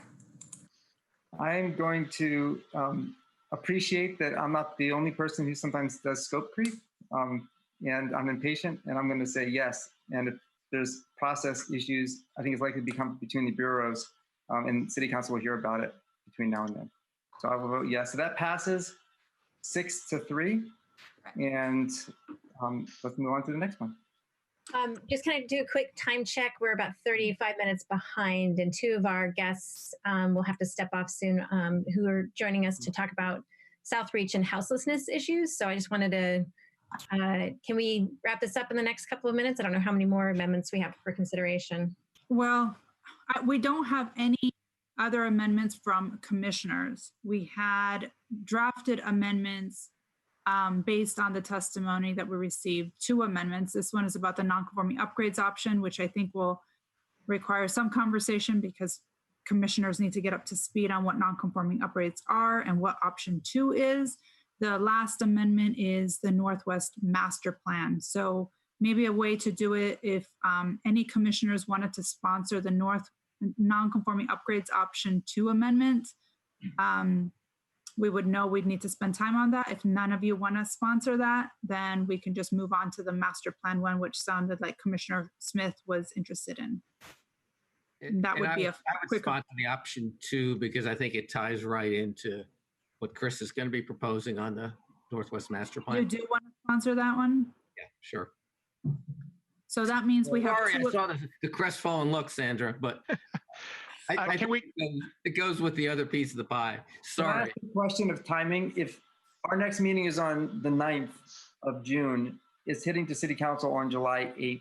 If we gave ourselves more time by going to that meeting for this topic, would we be able to keep the July 8th City Council date? Well, at this point, I also, there's a couple of things. I only have 1 hour reserved at City Council. I really thought this would be a really fast package. So if this is an indication of how City Council is going to go, we might be losing July 8th anyway.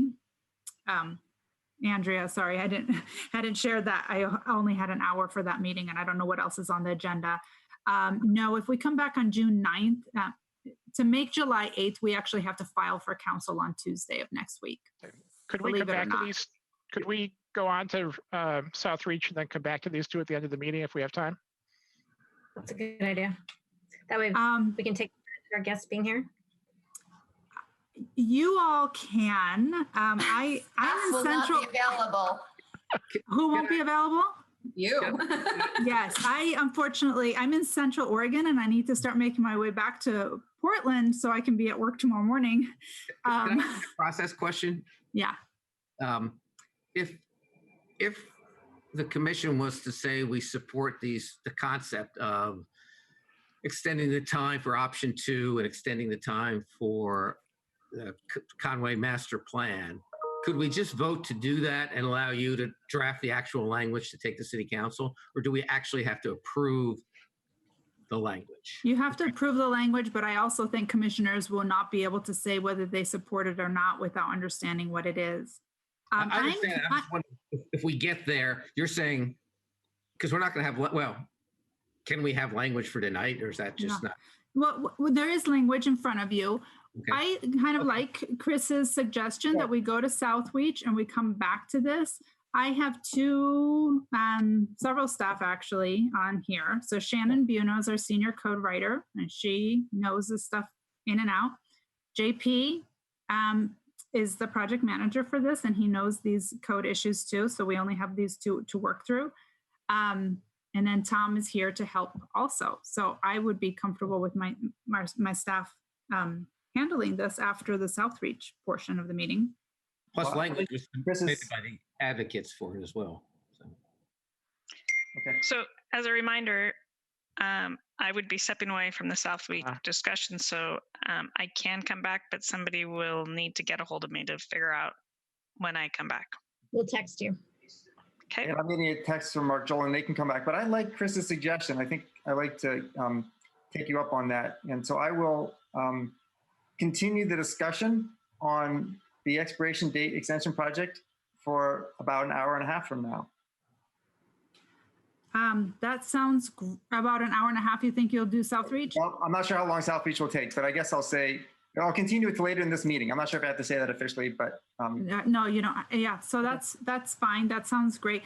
Shannon and JP, are you both available around 8 and maybe Tom? Probably more like 8:30, just so you know. And I mean, in terms of what South Reach has to get through. I'm available. Can people stay this long? I guess that's a question for commissioners. I can come back. I can just leave it on and listen while I make dinner in the kitchen. Sounds good. So you are in very, very good hands with JP, Shannon, and maybe even Tom if he's available. But with the 2 of them, they've been thinking about this.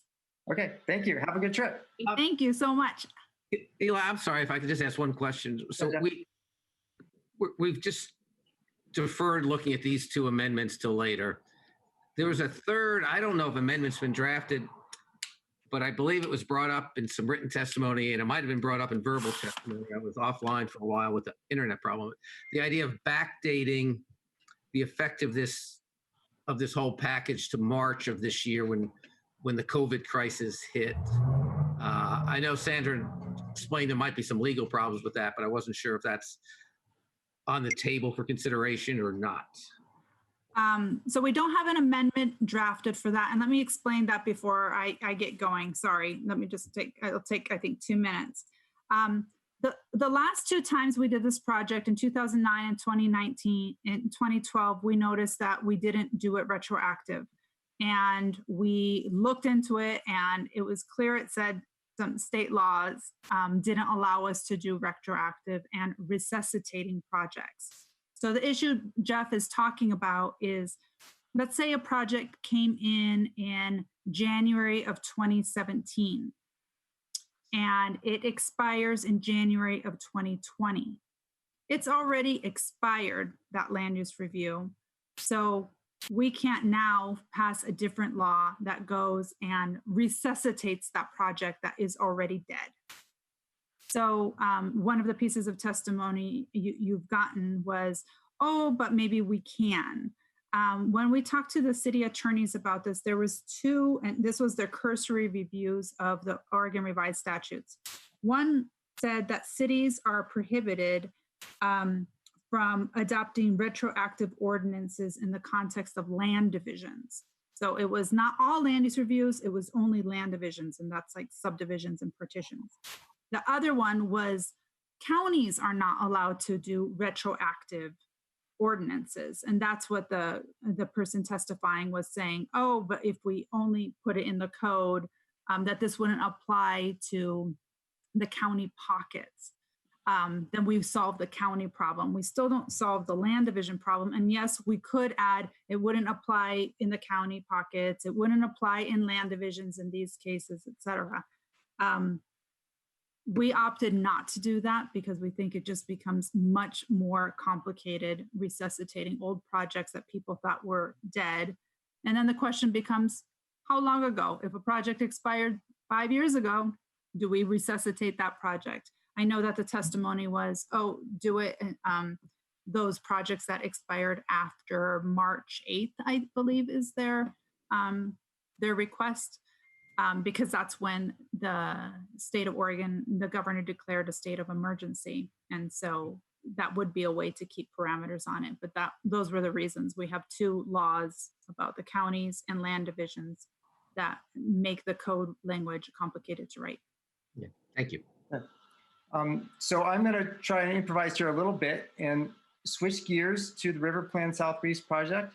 I will note that we've had a request, as you got it by email from City Council, from the Mayor's office, to open the oral record on this project for our a forthcoming meeting, probably 2 meetings from now, out of concern that some people who were confused a little bit by this project, wondering about the impacts, whether the project scope included the river itself or just the areas along the river. Some people who have strong opinions about the river did not weigh in, and when they saw the letter from the PSC to the Oregon Marine Board, expressed concern that they hadn't had a chance to speak up. And we were clear in that letter, I think, and in our discussions internally, that our recommendation is just Title 33, and we were just sending a letter as a one of many bodies to the Oregon Marine Board. But there still is a pretty strong demand to speak. So we will have this project coming back to us in a couple weeks. But June 23rd. June 23rd is confirmed. Okay, thank you. For now, we'll still go through the exact same order that we discussed, that you have your materials in. And we will, though, however, be doing straw polls instead of votes. Oh, I'm sorry. Take it back. We are going to do actual votes on it. And I'm also seeing notes from Mark Jolin that if it would be helpful to get through this project and then back to the expiration date extension project in this meeting, we could postpone the discussion on houseless residents until that future meeting on the 23rd, which would be, and we could have Mark Jolin available and I think additional staff to participate in that meeting. So in terms of time management, I think that between Jeff and Sally and Debbie, you have an idea of how long this portion of the meeting will take, you would have the opportunity to push that to the 2 weeks from now. Eli, I just want to note, because we had testifiers waiting for a recommendation from the previous project, that you are all welcome to stay on this call. You're also welcome to watch on YouTube for when we return to that project. Either works. I just want to acknowledge that we have people waiting for that recommendation. Thank you for that. And I know Kat will be stepping off for this discussion of the South Reach, and I can give you a text, Kat, when we get back to this first project. She's gone already. And just one point of clarification for the commission, you will not be taking final votes on the project today. You'll be taking straw polls. Right. Okay. Thank you. Then with that, I will turn it over to Sally, Jeff, and Debbie Bischoff. Thank you, Eli. Eli, it's your recommendation that we hold off on the houselessness until next time. Sounds like. I think that if we're running out, if last time we were way ahead of schedule, this time we might not be. So I think we should probably push that forward to 2 week meetings from now. All right, then I'll go over a couple of things very briefly, and then we'll move into our next special guest. But we're here today to go through a few more amendments on River Plan South Reach, and you've received materials in 3 different days. You got a packet on May 15th, another one on May 22nd, and then you got 2 items today. So as staff present to you, they will direct you to which packet in case you're keeping it in separate packets so that you can follow along. As Eli said, we'll be doing straw polls. So I think rather than go through anything more, I will just move on to the first item. So Jeff, can you please share the PowerPoint? Sure. Our first topic today, now that we are not going to talk about houselessness, is tribal engagement and collaboration. And we have with us today Laura John, who is the Tribal Relations Director for the City of Portland. She is someone who many of you wanted to have come and speak with you. So Laura has been able to join us today. So once Laura speaks, I'll come back, talk a little bit more about our tribal engagement, and then we'll turn it over to Nicholas Starren, who will walk you through the archaeological protection amendments. So Laura, are you there? Join us. Hi, yes, thank you for the invitation. I apologize, I'm going to not use my video because my service is really poor right now. So you'll be able to see our slide here. I'll go ahead and get started. But this is Laura wearing the burgundy jacket. 2 down from the mayor. So hi, Laura. Hi, thank you. Good evening, Chair Spivak and commissioners.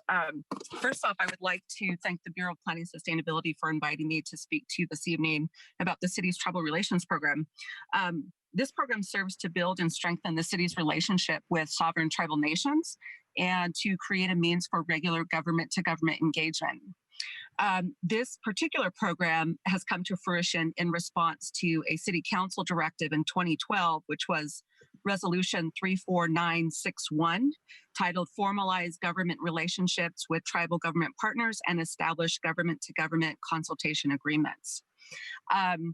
During this time, there were several issues on the table that made it clear to those city council members that we needed to do a better job at communicating and partnering, collaborating, and making sure that we were doing what we could on our end as a city to respect tribes as sovereign nations. So this resolution stated that it would establish a policy for the city to implement programs and activities within the context of honoring and respecting tribal treaty rights, federal tribal trust responsibilities, traditional native religious beliefs, and maintain relationships with tribal nations to achieve positive, mutually understood, and beneficial solutions that respect tribal sovereignty. The city recognized that in doing this work, in preserving treaty rights, protecting cultural heritage, and in particular, the ability of future generations of Native people to practice their traditional lifeways, that it absolutely must partner with tribes in order to protect these very valuable, priceless, and irreplaceable cultural and natural resources. Over the past 2 years, the Office of Government Relations, we have worked to create a framework for the Tribal Relations Program that can be interwoven into the fabric of how the city operates to provide a strong internal structure that helps to establish and maintain those relationships with tribal partners. And as a side note, that's not as, I think, related to what we're talking about tonight, but also to improve the city's service to the urban Native community. So over the past 2 years, we've done a lot of work. We have had 2 tribal nation summits. Those summits welcome delegations of elected leaders from the Warm Springs, Umatilla, Cowlitz, Siletz, Grand Ronde, Yakima, and Nez Perce tribes. We have been to formally visit 2 tribes. In December of 2018, we made a visit to the Umatilla tribe over near Pendleton. And this last year, we went to visit the Yakima Nation. And so there's been a lot of work done and a lot of things happening throughout the bureaus.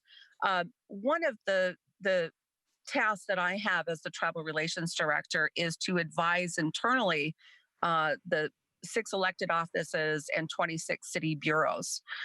So as I mentioned, there's a lot of different moving pieces. And one of the things that has come up quite frequently is how can the city ensure, again, that we're upholding treaty rights? And I think for the city, it's also around reducing risk. We would be held responsible if we were to violate treaty rights. Treaty rights come in a lot of different ways. So that may be usual and custom gathering, hunting, fishing locations. It could be potential impact on water quality, air quality that impacts cultural resources that are harvested, gathered, or hunted for by tribes as a protected treaty right. And also includes ensuring that we are following state and federal law when it comes to things like inadvertent discovery. That particular area of work is a significant concern for the tribes. During this last year's summit, and also when we went to visit tribes, it was really clear that having an inadvertent discovery plan, making sure that we have the right language for the city is of significant importance to the tribes, and that they do not feel as though this is done enough or at the level of depth that it needs to be done at. So I wanted to specifically speak to how I have supported BPS as the Willamette South Reach plan has been drafted. We did take information that feedback that we received at the different summits. This last year during the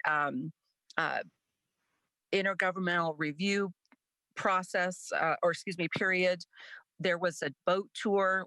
I worked with BPS to ensure that we had elected tribal leaders included in that. We ended up having 2 chairmen and other elected leaders. So we had 4 tribes represented, as well as Columbia River Intertribal Fish Commission. So we've really been trying to build that bridge to invite tribes to give us feedback on plans like the Willamette South Reach. So this was a great opportunity to sort of pilot that outreach. One of the other things that we did is we arranged for a discussion during this last summit. So last November, the city held its second annual Tribal Nation Summit, and we welcomed delegations of elected leaders from those 7 tribes that I had mentioned just a minute ago. During the summit, we coordinated a series of focused discussions that brought together city and tribal leadership that was intended to foster dialogue to gain a deeper understanding of the interests and cultures of tribal nations, create a space for engagement, and really begin to put in some action to build relationships and rapport and open that door for future collaboration. So what we heard in that discussion with tribal leaders is, one, that the entire Portland area was heavily used due to the confluence of the rivers and the abundance of resources that existed here in Portland. And specifically, caution that we need to be aware that it is likely to find protected archaeological items, former village sites, burials, so on and so forth, anywhere in the city, and that we needed to be prepared and to ensure that those protected items and sites would be treated with respect and with and in accordance with the law. Tribes said that they are constantly looking for institutional tools to protect culturally significant areas. And this included, they mentioned easements and zoning and a host of other suggestions, and did give us guidance that it would be ideal for the city to put in an inadvertent discovery plan with tribes so that should there be something to surface during development, that it would be handled properly and that we would have those existing relationships with tribes, potentially affected tribes that we could pull in. And also that we are ensuring that something wouldn't be destroyed. And that has happened in the past during development in the city. And I would say in a recent record would have been in the 90s under the Katz administration. There was a site that was discovered and unfortunately had fill put over it. There was a good outcome, and that was because there were relationships with tribes. The tribes came forward, and so I feel like there is some real opportunity to look at what we did there in the past, and then to identify where we need to extend that. And so I don't want to take up too much time because I know we're out of we're sort of over the schedule. So I'm going to go ahead and hand it over to Nicholas, or back to Sally. Thank you very much. Yeah. Thank you so much, Laura. So this is just a brief summary of some of the engagement we did as part of South Reach. We created a brand new draft. You've heard about a discussion draft and a proposed draft and a recommended draft. Well, we created an intergovernmental review draft that we released before the discussion draft. And that allowed tribal governments and other government agencies to provide us with comments early on. And that was very well received. Laura talked about the mayor's boat tour that was done in conjunction with the intergovernmental review draft. Laura took staff out to the Warm Springs reservation where we met with their staff there. I went on a diplomatic visit to Yakima and presented South Reach to the tribal council. We met with CRITFIC, the Columbia River Intertribal Fish Commission, had meetings with the Umatilla and the Grand Ronde. Laura talked about the tribal summits. And then we worked with Judy Bluehorse Skelton at Portland State to organize a whole evening called Integrating Native American Voices into Southreach Planning. And we had a wonderful event with a native caterer and the like. So we did quite a bit of work. Now I'm going to turn it over to Nicholas, and he will talk about some of the work we did with the Bureau of Indian Affairs and others leading to the archaeological recommendation we have for you. Nicholas, take it away. I'm going to jump in. Mike has a question, I think, and then we'll switch. Do you want to jump in, Mike? Yeah, comment. You know, during the West Hayden Island issue, we're going back several years, we had folks from Columbia River Intertribal Fish Commission and other tribal representatives actually testify to the Planning and Sustainability Commission. And I'll tell you, it had a big impact on the commission and on our deliberations. And the question to Laura is, do you envision, is it conceivable that if there's an issue that obviously is of interest to the tribal representatives, that they would come directly to the commission, or are all of those, is all of that input given via the kind of vehicles we're hearing about now? Because it was really had a big impact on our deliberations. I think that there are multiple sort of doors for tribes to provide comment. What we are talking about tonight is formalizing that so that it's standardized and is really taking it a step further to say that it's not the responsibility of the tribes to monitor what's going on, rather for us to be doing that outreach so that they don't need to bring concerns to us, that we are ahead of the game, that we're being proactive rather than reactive. Thank you. And thanks to staff for making sure there's opportunities for being very proactive as well. And just one other thing, because these are governments, the possibility of them testifying at council would be more likely, I would think, than at the PSC, because it's that formal government to government relationship. Understood. Nicholas. Good evening. Nicholas Starn here. I'm going to speak tonight about the archaeological resource protection measures and the amendments that you should have in replacement decision package table C that I believe you received on May 22nd. But before I get to the amendments, I just wanted to outline a little bit how we got to where we are and go over some of the things that Laura hinted at a moment ago.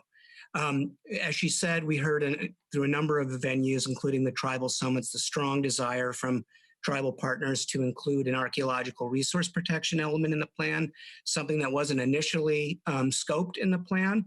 And so we began that work by hiring an archaeological consultant, Willamette Cultural Resources Associates, that research archaeological site records and historical accounts, and actually developed an archaeological probability model based on work that had been done in the North Reach for the Superfund site.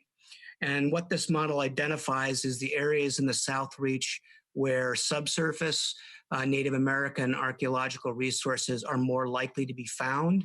So you see that in the map in front of you in the areas in red, what we call a high probability area, based on a number of different factors. Those are the areas where archaeological resources are most likely to be found. So as we continue doing our work developing the new zoning provisions, as Laura mentioned, there was in the 1990s, there was work done along the Columbia River, along the south shore of the Columbia River, where there are some known resources. And there are actually some existing provisions in the zoning code that are meant to protect archaeological resources. So a lot of the work that we did is based on provisions that have been in the code in a different part of the city since the 90s and have worked fairly well. And in addition to a lot of the outreach that that Laura and Sally mentioned, we worked rather closely with the State Historic Preservation Office, the Oregon Legislative Commission on Indian Services, and the Bureau of Indian Affairs on the specifics and the details of the zoning code provisions that are in the proposed draft. So we can go to the next slide. So before I get to the amendments, just to give you a high-level overview of what are in the archaeological protections in 475.245, there are basically two primary elements of the provisions. The first is the requirement prior to ground disturbing activities in the high probability area, that area in red, a property owner, and an example of a ground disturbing development is like digging a new foundation or laying a pipeline, something that's going to get into the ground. Prior to doing that, the property owner is required to hire a qualified archaeologist to do a survey to determine whether there are any archaeological resources on the site. In most cases, there will probably not be any resources identified on the site. And in those instances, development can continue along the sort of usual path of the development process. In the event that a resource is identified, the site will be work stops. The site will be further investigated. The resource will be identified and classified, and then depending upon the type of development that's being proposed and the type of resource that is identified, the development is either prohibited. So a good example being if a grave is identified, further development would be prohibited, or it's allowed to proceed. And there might be some, adjustments to site planning to avoid the resource and that sort of thing. And in many instances, there's a requirement for there to be a memorandum of understanding, which is executed between the property owner, State Historic Preservation Office, and at least one appropriate Native American tribe. And then that memorandum is an opportunity to address site planning, protection measures for the resource, site monitoring during the development process, recovery of artifacts, those kinds of things. And I guess I could pause there to see if there's any questions about the main elements of the proposal, and then I'll get into the amendments. We should jump to the amendments. Okay, next slide, please. So again, replacement decision table C contains 3 identified issues and staff proposed recommendations for amendments. The first relates to how the word appropriate tribe is identified in the code. There are Native American tribes with ties to Portland and interests in land use here that are not actually headquartered in the state of Oregon, a good example being Yakima, the Yakima Nation. And we are proposing an amendment to the code that really makes explicit and allows for tribes with interests in Portland land use to clearly allow them to be a part of the processes identified in the plan, or in the code rather. The second one, C2, we are just proposing to amend the code commentary to more explicitly outline how the measures support state and federal archaeological resource protection measures. And then finally, C3, we're proposing a technical fix that adjusts some of the code language to be more consistent with the State Historic Preservation Office's practices and their use of terminology, so that there's a clear correlation between like concepts and practices. All right, thank you. Well, I'll first ask if there's any questions, and after that, if they're not, I'll ask people to get your hands raised. So first, any questions? Okay, please raise your virtual hand if you would like to straw poll support these staff recommendations.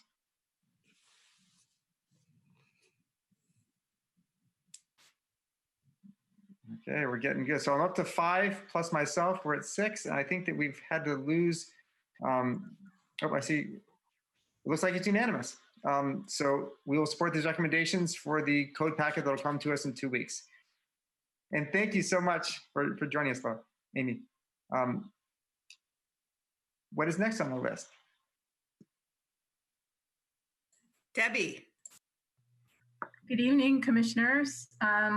We have a few recreation topics tonight on the agenda that are found on Table B continued that you received in your packet, as well as Memo B11 Part 2 on residential docks.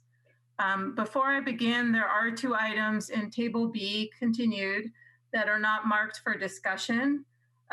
We did receive a request from Commissioner Houck this morning for a new action item that was based on B17.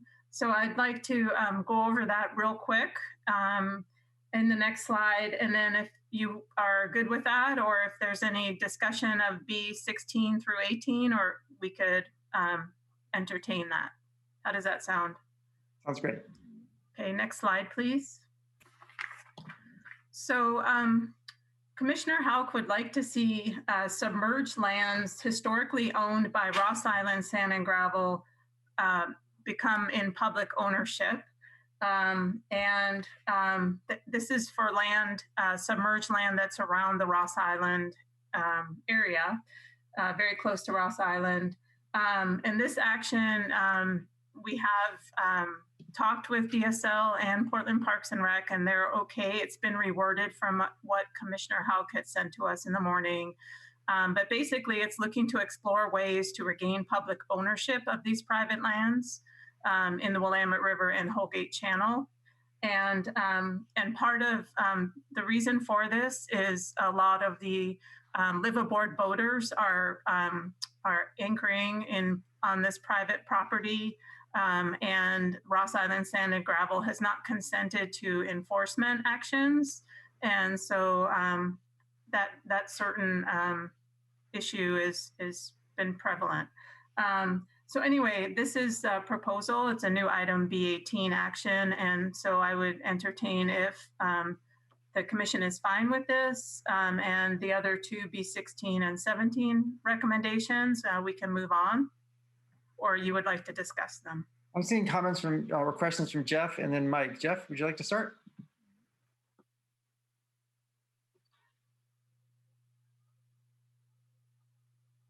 Jeff Bachrach? All right, Mike. Yeah, the fact that Ross Island owns this land is really a bizarre anomaly. I'm not aware of any other case where the submerged lands is in private ownership. So it's an issue, a philosophical and policy issue, that this is a public resource. And I was pleasantly surprised that DSL, after an inquiry from Debbie, indicated they would actually be open to having a conversation how this might occur. And as was pointed out, there's the state and the Multnomah County Sheriff have no ability to regulate in that area because Ross Island Sand and Gravel owns it. But I think this is really important public policy issue. Okay, thanks. Let's do, Jeff, are you here? Yeah, I think Jeff just had his hand up just to say he's in favor of anything we decide to straw poll on going forward. So with that in mind, let's do a straw poll for new item B18 that Houck recommended. Please put your hands up if you'd like to support that. Everyone's getting faster. I think this will be something we include in the code language when we bring this back in 2 weeks. So let's go to. There's still a few more recreation. We have one big recreation item, which is the residential dock recommendations. So you have before you revised recommendations for residential docks, and you'll see our recommendations with specific code language in the memo B11 part 2. Which you received on Friday. The first recommendation talks specific, and first the considerations. These reflect the intent of what we're trying to achieve with these new residential dock regulations. So I'm not going to read them all. We can move to the next slide. So there are 5 recommendations that we have for you tonight. The first one is about, it's a new dock development standard, and it's updated from what is in the proposed draft. We've clarified the purpose statement. We're limiting the size of the floating boat docking structure to 200 square feet. And we are saying that new docks, that this floating dock structure cannot locate in shallow water habitat. It could be considered, an applicant could seek a modification through river review, but it will be difficult to meet the criteria there. And we did take, there was in the last recommendation a time, oh, I'm sorry, that's a different recommendation. So as I'm going along here, we did receive questions from Commissioner Larcell, and I thought that we could try to address them with the appropriate recommendations. So Commissioner Larcell asked about data that shows by having a 200 square foot size floating structure, that it lessens fish impacts by having a smaller size overwater structure. I will ask, I think Caitlin Lovell is with us tonight from the Bureau of Environmental Services to respond to this. But first I could just add though, that the larger the overwater floating structure is on the river, the more area there is for predatory fish to hide in the shade. And the more likelihood that salmon and steelhead fish species will be attacked, and especially the juveniles, and that will affect the survival rate of these threatened and endangered fish. So I will just stop with that. And Caitlin, are you on board here? I am. Thank you, Debbie. And I'm not quite sure how much detail you want me to go into, but there are a number of studies, primarily out of Washington because of their shoreline management rules, about the use of shoreline habitat and overwater structures by these juvenile fish. And I mean, some of the studies are that the juvenile fish, especially the ESA listed salmon and steelhead that we're really interested in protecting, they are pushed into the main current as a result of these overwater structures. They do not like to go under the overwater structures. They do tend to hang out for the narrower structures. They tend to hang out on the edges, but they also did some studies tracking predatory fish, so smallmouth bass and prickly sculpin, and those fish tend to hang out under the overwater structures.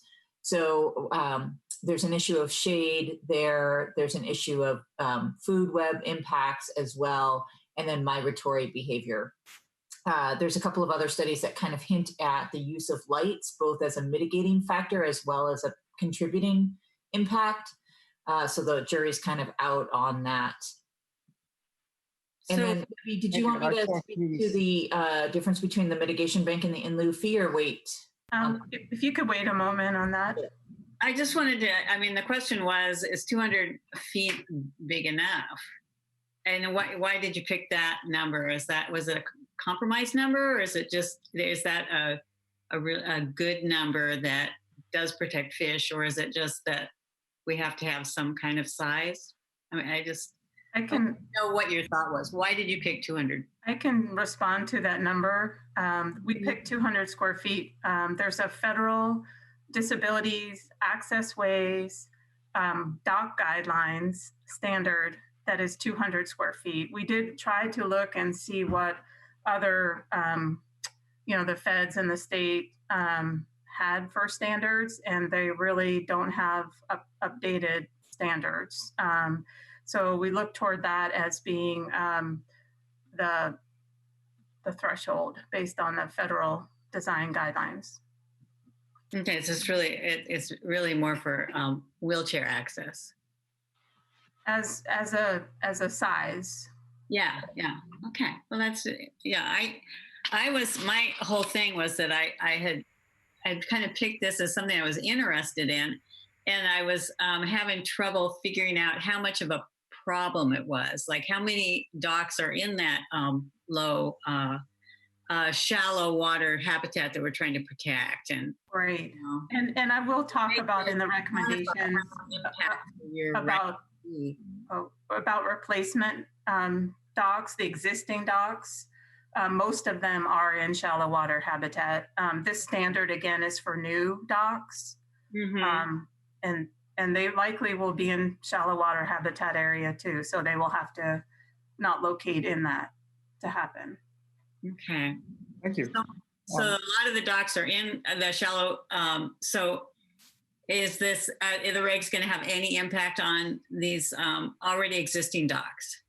So I will get into that. That is you'll see with the second and third recommendations coming up. I will talk about that.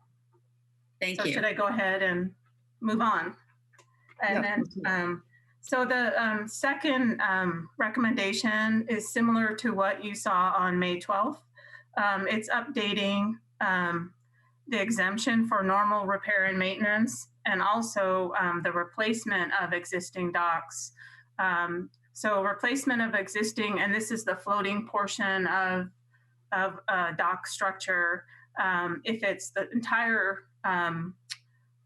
piece replaced or the composites replaced, then it is not exempt anymore. Right now, all normal repair and replacement of these structures are exempt from river review and standards. And so what we're saying here is significant alterations or repairs being over 50% of the boat docking structure and its parts. If that is being repaired or replaced, we're going to say it's no longer exempt. And the one difference from the last iteration on this is that we don't have a time period associated with normal repair and maintenance for less than 50% because it's something that's exempt and it's really difficult to track. So that's one piece of it. And then if we go to the next slide,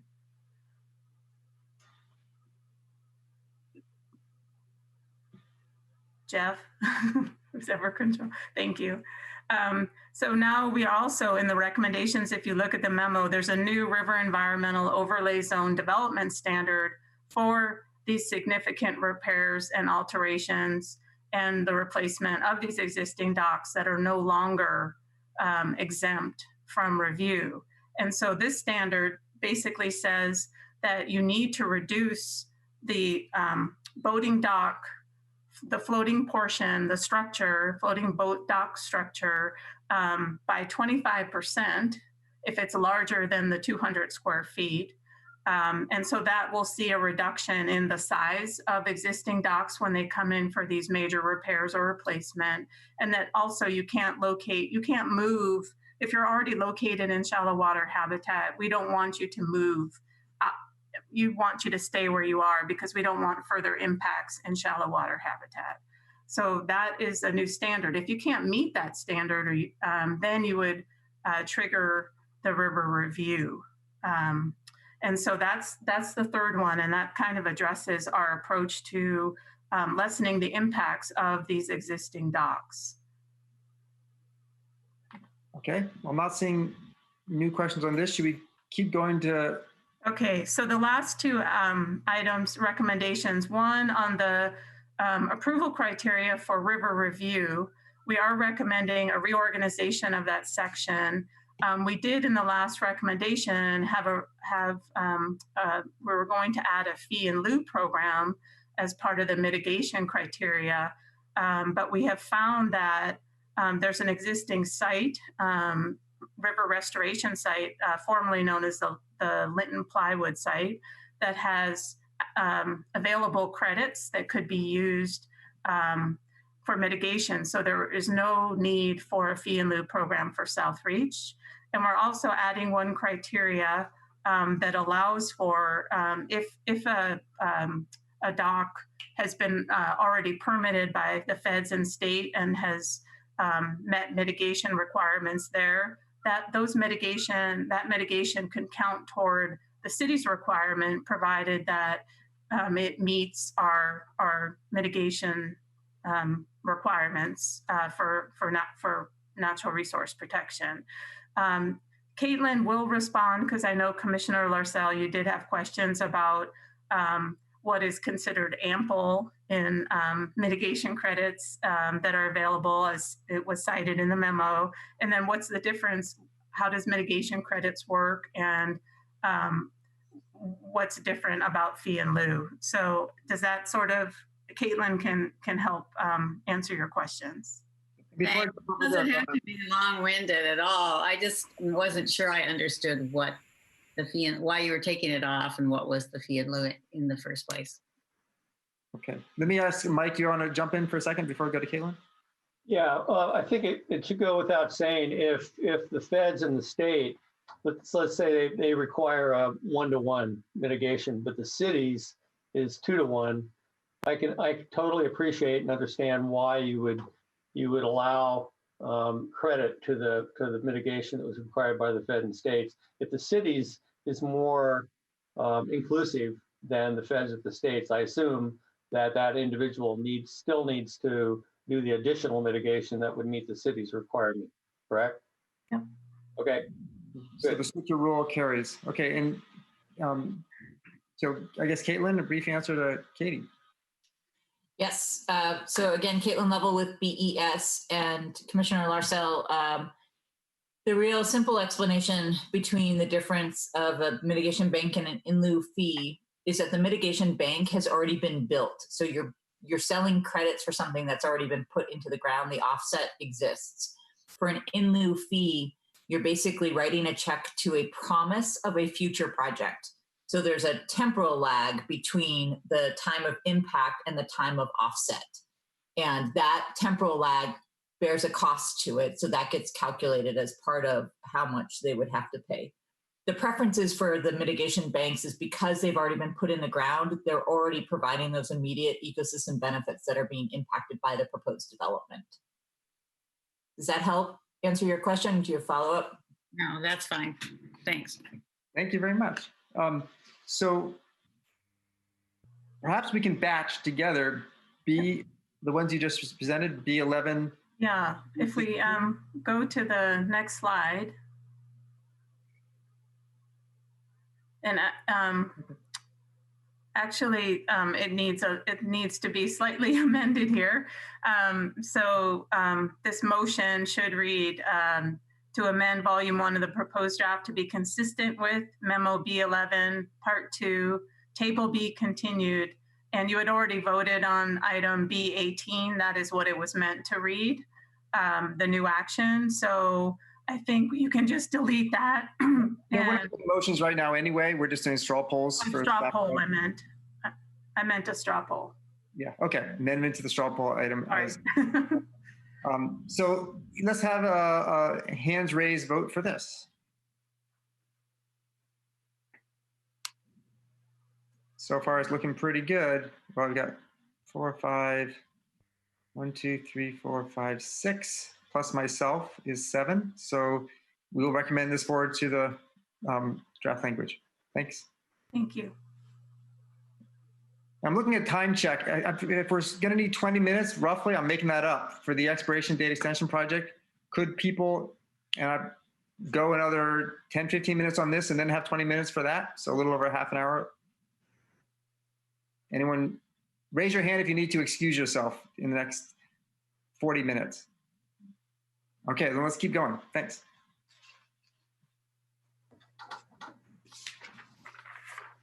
Okay, this is Jeff coming up, and we're going to shorten this section. Yeah, hi, hi Jeff Cottle with Bureau of Planning and Sustainability. So we did have an item here related to watershed health and resilience. So it was a continuation of a discussion that we had on enforcement, I think, because of some very recent discussions that we had with BDS related to one of the recommendations, and we can at least go quickly to our recommendations so I can provide you with a little bit more detail. But so we are recommending, you had your memo A10 part 2. There were 3 recommendations in there related to enforcement. Given that we have a little bit more time with the new June 23rd session, I think we can move, and because of how far behind we are in terms of time, we can maybe move this discussion of enforcement to June 23rd. The specific item that we want to address a little bit further and continue to work with BDS is related to the removal standards. Excuse me, the first bullet on this slide, where we are proposing to require proof of compliance for 3 years for basic tree and vegetation removal standards, and also, excuse me, option 2 for correcting violations. Based on BDS feedback, I think one of the things we want to, since we have some time, is to investigate a little bit further is some of these removals that would trigger the standard might be relatively small. Maybe a removal of a nuisance tree, for example, because we're now regulating all trees in the setback, for example. So we want to look into options for maybe not requiring 3 years of proof for those smaller projects, smaller actions, development actions, but still getting to the aims of what the commission and stakeholders had requested related to enforcement. So I think with that, unless there's some discussion about that, the other 2 items, recommendations 2 and 3, we would expect to continue to move forward with it as it currently stands. But I think we might have a little bit more kind of differentiation potentially for when the standards are triggered. Okay. So would you like to push this whole thing to the next meeting, or just would you like to check in on a couple of these items right now? Well, I thought we would go ahead and just discuss it all in terms of our short amount of time. We can just discuss it all and vote on it, or do a straw poll and then a final vote on the 23rd. Okay. Unless others disagree and would like to talk about it tonight. We can discuss them 2 and 3 if you'd like, but yeah, we were thinking just having this discussion. Take this package to the next meeting. I think that sounds fine. Yes. Okay. Okay. So then the only other item that we have is references to the miscellaneous. It's table E that was provided to you. It's basically a large list of miscellaneous zoning code and text amendments. At this point, we've only received a request for discussion on 2 items, and those were specifically addressing how we refer to and when we refer to certain portions of the Ross Island complex, so E49B and E49C. The others have not been, no other items have been requested for discussion. So are there any other items that are in table E that commissioners would like to discuss? I'm not seeing a hand raised. Thanks for checking. And for those 2 items, do you want to just do a quick summary and see if the staff has come to a agreement with whoever proposed that? Yeah, so what we are recommending essentially is we had previously said that we did not want to, we didn't agree with the proposed updates that Commissioner Houck provided in these 2. After discussing it further with Commissioner Houck and thinking about it, we would like to go ahead and update the language based on his amendment, which specifically identifies 49B, specifically identifies, East and Toe Island, in addition to, what we generally address as Ross Island, which is technically Ross Island and Hardtack Island. They're joined at the southern end, but including that as recognized areas of shallow water habitat. And then for 49C, also include those areas and the Ross Island Lagoon as potential areas for future restoration. And we think it's a good idea and think that it would be important to identify those areas. Okay. And Mike, does that sound good to you? That sounds very good. I particularly appreciate the exclamation point. Yeah, I thought, I just wanted to recognize you, Mike. All right. So yeah, the motion is essentially that we have here is the revised amendments for 49B and C, and then for all the other proposed zoning code and text amendments in table E. Okay, please raise your hand if you support that miscellaneous code update with that recent change. It's almost like a race. Okay, I'm seeing plenty of support for this, and I will put my hand up as well and will recommend, if people can, to take a visit. I was out there a few days ago with my kids canoeing right through all these islands, and it's beautiful. So check it out if you haven't already. Jeff, next slide. Yes, great. So next steps. As Eli mentioned earlier, we have scheduled June 23rd for a hearing and recommendation. At that meeting, we'll also talk about enforcement, the stuff that Jeff was just talking about, and then we'll get a briefing on houselessness in the South Reach. The step after that is a July 16th Design Commission hearing. You heard from Cassie Ballou at a previous meeting. She's drafted a transmittal letter for you to send to the Design Commission. So Chair Spivak, we will send you that draft that you can then edit and forward to the Design Commission, expressing the Commission's wishes.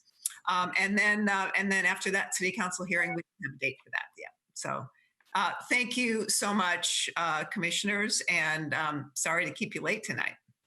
Well, thank you for stepping in. So this will, I'll close this discussion of the River Plan South Reach. We'll continue to 6:23, at which time we will reopen for public testimony. And although the impetus for that is related to uses of the river, people may tell us anything they want to tell us about this project. After that, we'll have our deliberations and vote on the project and send it forward to City Council. So thank you very much, staff. And we will do a little whiplash here back to the expiration date extension project. JP has indicated that he thinks we might be able to do this in 20 minutes. So let's find out. First, but these are some kind of complicated items. So we'll need to have a little briefing on a couple amendments that have been proposed. So I'm going to hand the baton back to Jeff and take us through this last bit. To Jeff or to JP? Oh, I'm sorry, to JP. Okay, just making sure. I was like, I think I'm back on. All right, let me find where we left off with the amendment doc that Sandra was sharing. Let's see. And I see Jeff Bacharach's hand up. So maybe while you're getting that up, I can get Jeff to jump in here for a moment. Jeff, do you want to share something, or maybe your hand's still up in favor of all straw poll items? Can you hear me? Yes, thank you. Okay. Yep. I'm having some internet problems, so if I'm cutting out, that's why. My internet keeps going off. I'm trying. So anyway, I will try to put my hand down. Okay. I thought you were going to jump in. Oh, and actually, one moment, please. I'm gonna text while you're getting ready for Pat to know she can join in. Okay, great. I was just going to ask you to bring her. Thank you. I already did. Okay. And Jeff, thanks for all your support on the South Reach items. I did hear that, Mike, and you're welcome. Thank you for your committed leadership. All right, I think. You know when you want me to start when Kat's back. I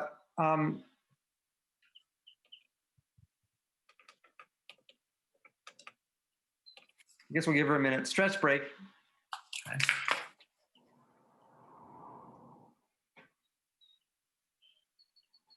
Okay, I think we do have quorum without Kat. A couple of us have texted her, so I think you can start off. She's more familiar with this stuff than probably most of the rest of us are. Okay. She can ask questions if she wants. Thanks. Okay, so this next amendment is an amendment to non-conforming upgrades option 2. I'll try to explain to you what that is in simple terms. Non-conforming upgrades, they're focused on upgrading non-conforming development on sites. And generally, they're things that affect the appearance and the impacts on a site. So typically things that need to be brought into conformance. So, well, let me back up. So that's what a non-conforming upgrade. It's non-conforming development on the site. And the zoning code requires applicants to bring those non-conforming elements into compliance if they have alterations on a site that trigger it. And so the trigger is a $300,000 valuation. So if you come in with a project that's valued at more than $300,000, then you trigger non-conforming upgrades. There are some exceptions to things that don't trigger it, like seismic work or something like that. And so if you're on the hook for the non-conforming upgrades, you have to upgrade your site. Typically, the things that we're talking about, like I said, it's exterior stuff. So landscaping and trees, pedestrian circulation systems, bike parking is a big one. Bicycle parking, screening, required paving for surface parking. So just to give an example, imagine that it's a single one that I've seen a lot, a residential structure that's in a commercial zone. It's been used as residential, and now they're coming in to alter it, and they're going to use it for commercial, and it's over 300,000, and it triggers non-conforming upgrades. So the type of things that they would have to be triggering would be putting in landscape for parking areas and making sure the parking is paved and whatnot. So those are the upgrades. When an applicant is doing those upgrades, they have two options of how they can meet those upgrades. So the first one, option one, it's kind of, you can see it here in the code on my shared screen here. Option one says that the applicant is required to make up to 10% of the value of the proposed project of those non-conforming upgrades. So if your project is $301,000, then you have to make $30,000 of upgrades to meet the non-conforming upgrades requirements. The second option is that if an applicant feels they can't do that during that time period, right, with that building permit, and they want to push it out into the future a certain amount of time, they can come in under option two, which gives you the option of doing all of the upgrades. You have to do 100% of whatever the upgrades are to bring the site into conformance, but you have a set period of time to do it. And so this table here lays out what the compliance periods are. So for a larger project, a larger square footage, you'd have 5 years. For smaller ones, you have 2 years. So what this amendment is proposing to amend, and actually let me get a little bit more about the process of it. So for an applicant that wants to do that option two, they come in, they apply, they have to record a covenant that states the time period, the improvements that they're going to be making, and a time period over which they will be making those improvements, and they have to record that covenant. And then they have that compliance period. And so during that compliance period, they have to do the work. And at the end of the compliance period, they have to call in for an inspection and basically get it certified. And so at the end of the 4 years, they have to call in an inspection, and an inspector comes out and sees that you've done all of your upgrades and the parking is paved, and you're off the hook. If you don't do that, then BDS keeps a list of these, and they put an alert on your property, and you can't come in and get another building permit until you've taken care of the non-conforming upgrades. So what this proposal is would amend the code to allow for more time for applicants that are doing that second option, where you do it over a period of time. And so the amendment that's being proposed would be to add language at the end that says, for covenants that were in effect, so that's the other tricky part here, is that we have to amend the covenant. The covenant is the document that's been recorded that says this is what you must do. So for covenants that were in effect on March 8th of 2020, which is when COVID, the governor declared a health emergency, the compliance period expires on the later of January 1st of 2024, or the period in the recorded covenant. So if they have a recorded covenant that goes beyond 2024, then they're fine. That's when it would expire. If it was going to be expiring before 2024, January 1 of 2024, then this extension would cover them and bring them to 2024. Okay, thank you. Does staff have a recommendation on this? I have a summary from Sandra, but I'll let you share. Our recommendation on this initially, our thinking was that it's not entirely necessary. And also, if an applicant is coming in, needs this extension, generally that's triggered by them coming in by a building permit. So if our thinking as staff was that if an applicant's coming in for a building permit, they should be able to do the upgrades at the same time before they do that. If they're going through the process of getting a building permit, what's stopping them from meeting their non-conforming upgrades? So it didn't seem like an entirely necessary amendment. I did hear a counter argument that in some cases, because of the compliance issue, it may not. So I did hear an example of somebody that had a permit and they were having trouble because now they need to get an adjustment to their property to meet the non-conforming upgrades. They're on a constrained site and they have neighbors that are watching them and are concerned about the upgrades and are monitoring this. And so if they go past their deadline, which in this case would be, I think, in June, then the neighbors can start calling in and there could be compliance issues. What the impacts of those compliance issues, how heavy that is, there's no fines involved. The thing that the mechanism is that you can't come in and get a building permit. Right. Okay. But someone committed to make these improvements, they just haven't gotten around to doing it yet. Right. And they have a timeline for that. Okay. So thanks for the summary. Would someone like to, we haven't actually made a motion on this, would someone like to make a motion? That's open question. Am I on? Yeah, you're on, Jeff. Okay, sorry, I'm just having a lot of computer problems here. I'm a little on the fence on this. I appreciate JB's pointing out that this may not be necessary, that the natural building permit process may take care of it. On the other hand, I'm sensitive to any development that's kind of going to get caught up in this sort of COVID timeframe. And since we are extending all manner of approvals, I would certainly support this, and I would make a motion to do that. I'm not sure what the appetite is, so I'll go ahead and make the motion and see if anyone else cares to second it or feels like there's some reason to just, as part of our extending all manner of pending permits, to do it for this one as well. So I'll move adoption of the language that's been proposed. Okay. Is there a second? I'll second. Okay, was that Ben? Yep. Okay, thanks. Then discussion? I'm going to generally weigh in with lack of support for this one, just feeling that it's one thing to extend entitlements for new development to be proposed. It's another to give people more time for doing something that they said they were going to do anyway. So I'm less likely to be lenient in extension in that case. And it seems like the enforcement is kind of minimal. The city has anyway. It really is just if they want to do a building permit, then they have to do the work done, which they had already agreed to do. Any other comments?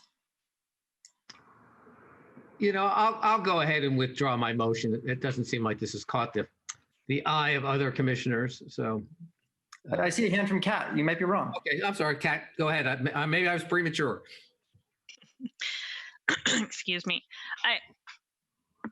So my first reaction was I think it does seem perhaps unnecessary, but I actually agree with your point, Jeff. I like consistency in the things that we're doing, and this just seems consistent. And I started thinking about while construction hasn't been halted, construction isn't easy right now, and construction is difficult right now. And so you could have somebody in a position of really trying to do the right thing, and they are working on their non-conforming list, except that they're having a very hard time getting a contractor to show up, or the contractor is raised the cost of doing the work due to all of the implementation measures to keep people safe during COVID, and now it's costing a lot more. And while I don't know that there's going to be a lot of that, there'd be some of it. And just in the spirit of, again, we're trying to help people out through this, I would be supportive of it. I will chime in as a general contractor. I have not had as easy a time of finding subcontractors in the past several years as I am right now. Work seems to be slowing up. We're getting 2 or 3 crews instead of 1. So that may be a different experience in central city locations, but my sense is that it's actually becoming, it's not yet cheaper, but availability is a lot higher than it has been. Steph. Thank you. I guess my question here is the same one. You know, I think that generally the criteria of, is this more kind of housekeeping? I hear Kat say, like, you know, in the interest of looking at permits, you know, across the board, and that this is contiguous with that, or and by housekeeping, one implies inherently non-controversial or potentially substantive with consequences that might impede the easy passage of something that is supposed to be responsive. Well, as the maker of the motion, I would only say step one.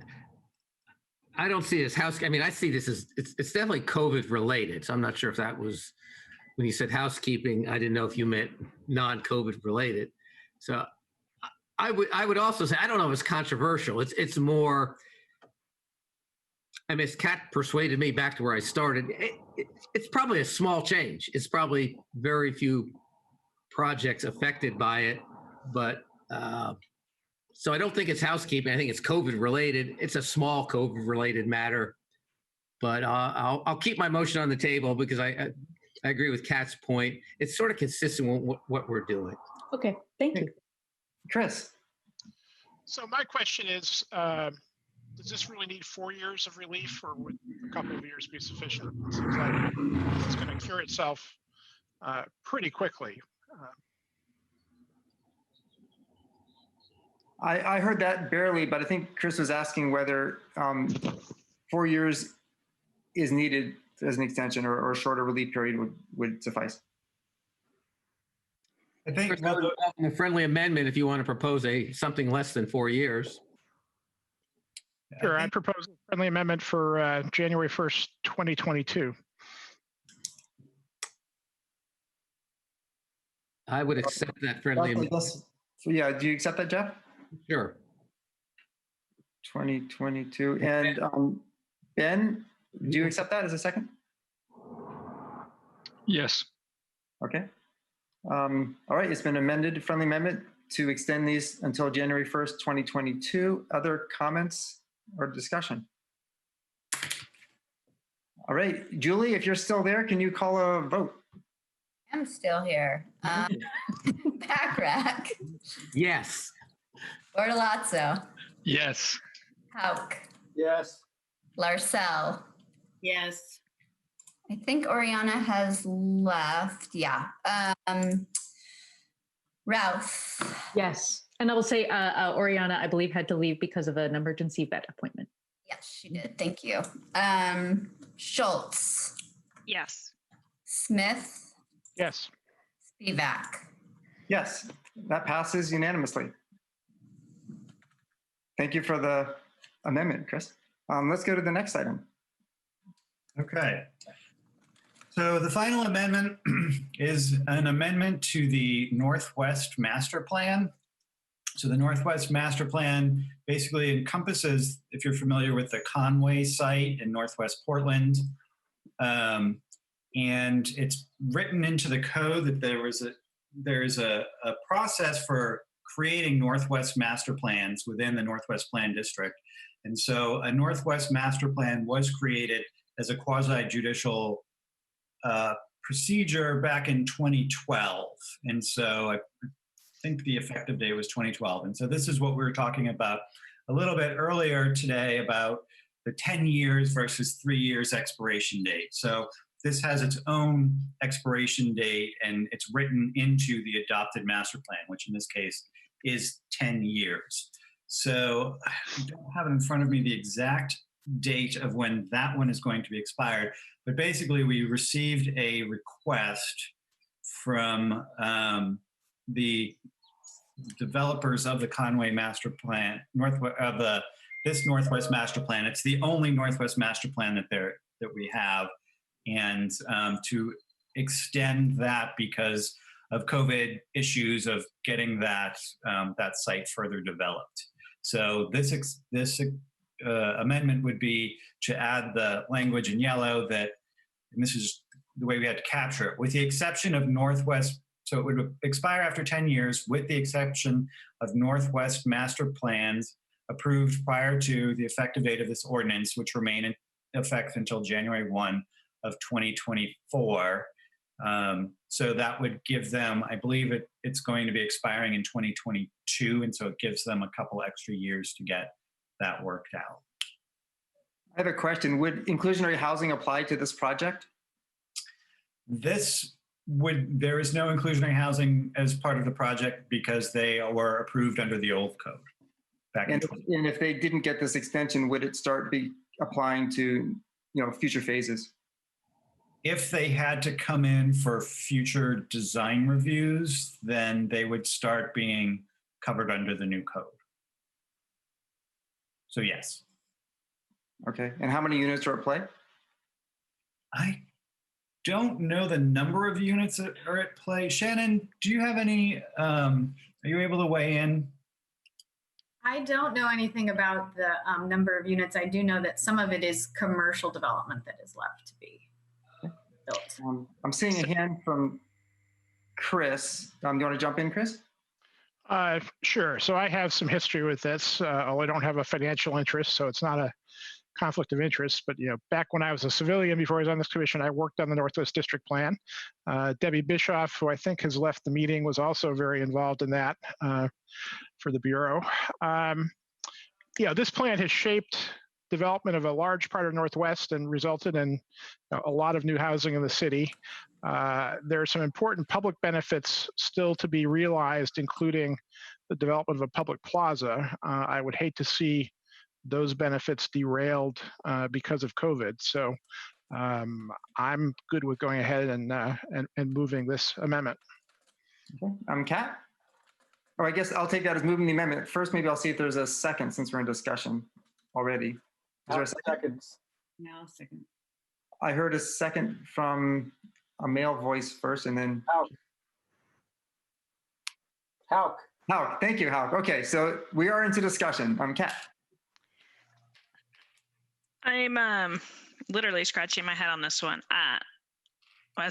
So definitely have a potential conflict of interest. We've done many projects. We were a part of getting this master plan approved. And who knows if we'd be involved in the future projects that move forward or still have or remain to be built here. My gut tells me just to keep my nose very clean. I should probably step away here in a second, but I just have a question, which I have no idea. Like Chris was saying, and or has been stated, the master plan becoming no longer effective. There's a bunch of parts and pieces in it besides just inclusionary that kind of then remain. Like I don't know what the zoning reverts back to. So I would hope that staff could explain the complexity of the expiration of this, because this is an area that has a required master plan on it. I guess I'm wondering if you don't have to then have a brand new master plan come through to resolve the properties that have not been developed. And maybe I'll piggyback on that. Okay, go ahead. And I'm thinking, like I said, I probably need to just jump off and out of the conversation to keep it clean from there and just leave that question out there and let you guys debate it. All right, thanks. Much as I'm curious as can be. Tack on a question. If this code update weren't happening and the master plan was getting to the end of its 10-year period, what would there be some other recourse the plan could do to get an extension? Or maybe that's a similar question to the one Kat asked. So I'll go to staff and then to Jeff after that. My understanding is that, so the master plan itself, there is a process for amending the master plan. Mm-hmm. So they can go through a quasi-judicial review to amend the master plan. That could open them up to then being subject to the new code. Is that correct, Shannon? There is a process for amending it. It doesn't say I'm looking at it right now. I think they would, the approval criteria are the same as the approval criteria for the master plan. The first one, it is a type 3. I think they would still be vested in that old code, but I'm not 100% positive. I do know that Kim Talent suggested that they were coming in for an amendment or an update to their master plan because they might have exhausted their FAR. She wasn't positive about that either. Okay. I'll go to Jeff, and then I've got my own thought for a minute. Jeff? Just a couple of quick thoughts, picking up on both what Chris and Kat said. Remember, this isn't one project in the sense of they approved a certain number of housing units. Eli, when you asked how many housing units, I think when each block for development comes in, you will learn how many housing units. So we don't have a set number of units we're working with on your IZ issue. But the other thing is, someone who lives in the area, each piece depends on the other piece. Chris mentioned the park. So now that park goes away and you're going to start over, but you've got properties that I don't know if they contributed to the development of the park, or they certainly were built in reliance on the park. So I guess my point is, it's just there's so many moving parts. Remember, I don't know what the number is. Someone submitted a map, 16, 18 blocks. Chris, I don't even know the exact number, but it's an awfully large project to start trying to recreate, and even more difficult to recreate it in the midst of COVID, where everything is so uncertain. So I just think I think approving the extension for Conway is absolutely consistent with all the other extensions we're granting, and even more so because it's bigger and more complex than probably any existing project at the moment in the city. So I guess I'm just emphasizing the same points the other two people said. Okay, I see Joe's hand up. Welcome, Joe. Yes, can you hear me? Yes, thank you. Okay, hi. Jeff is absolutely right. It's it's complex. I don't think some of the things that we're worried about are exactly how it would play out. But as of right now, this is I need to go back and research this piece of code to be able to tell you exactly how this might play out after it expires. A question for the applicant is, if it weren't for COVID, if it weren't for this opportunity to get an extension, what was the plan to try to bring this project to close? This project had the ability to shift FAR across around parcels, like even where it stands in terms of the distribution of uses across all those different parcels is not clear without research. So I guess the straight answer is, I can't give you a straight answer about what happens if it expires without doing some research. Jeff's last argument actually resonated with me just because there's something here to figure out, and I have not heard of the next plan for this as it draws close to expiring with or without, this extension. So it may need more time to figure out. There could be but it was designed to expire, I believe, and Chris, correct me if I'm wrong, so that if it wasn't making progress, this was the first master plan we ever did, we could take a step back and say, okay, what's up with it now? And what do we have to do to sort of evaluate the future of this place and what public benefit means and the like. And so, for instance, if we were to do that now, inclusionary housing is our new norm. You know what I mean? So that's when that kind of thing rolls in. So this, in a way, is a good example of why you expire these permits. So can't give you a straight answer, need to do some research. Giving it an extension gives everyone more time to think that through. Can't represent without the research, though, if there's a problem that's created by doing that. I see Chris's hands up. Yeah.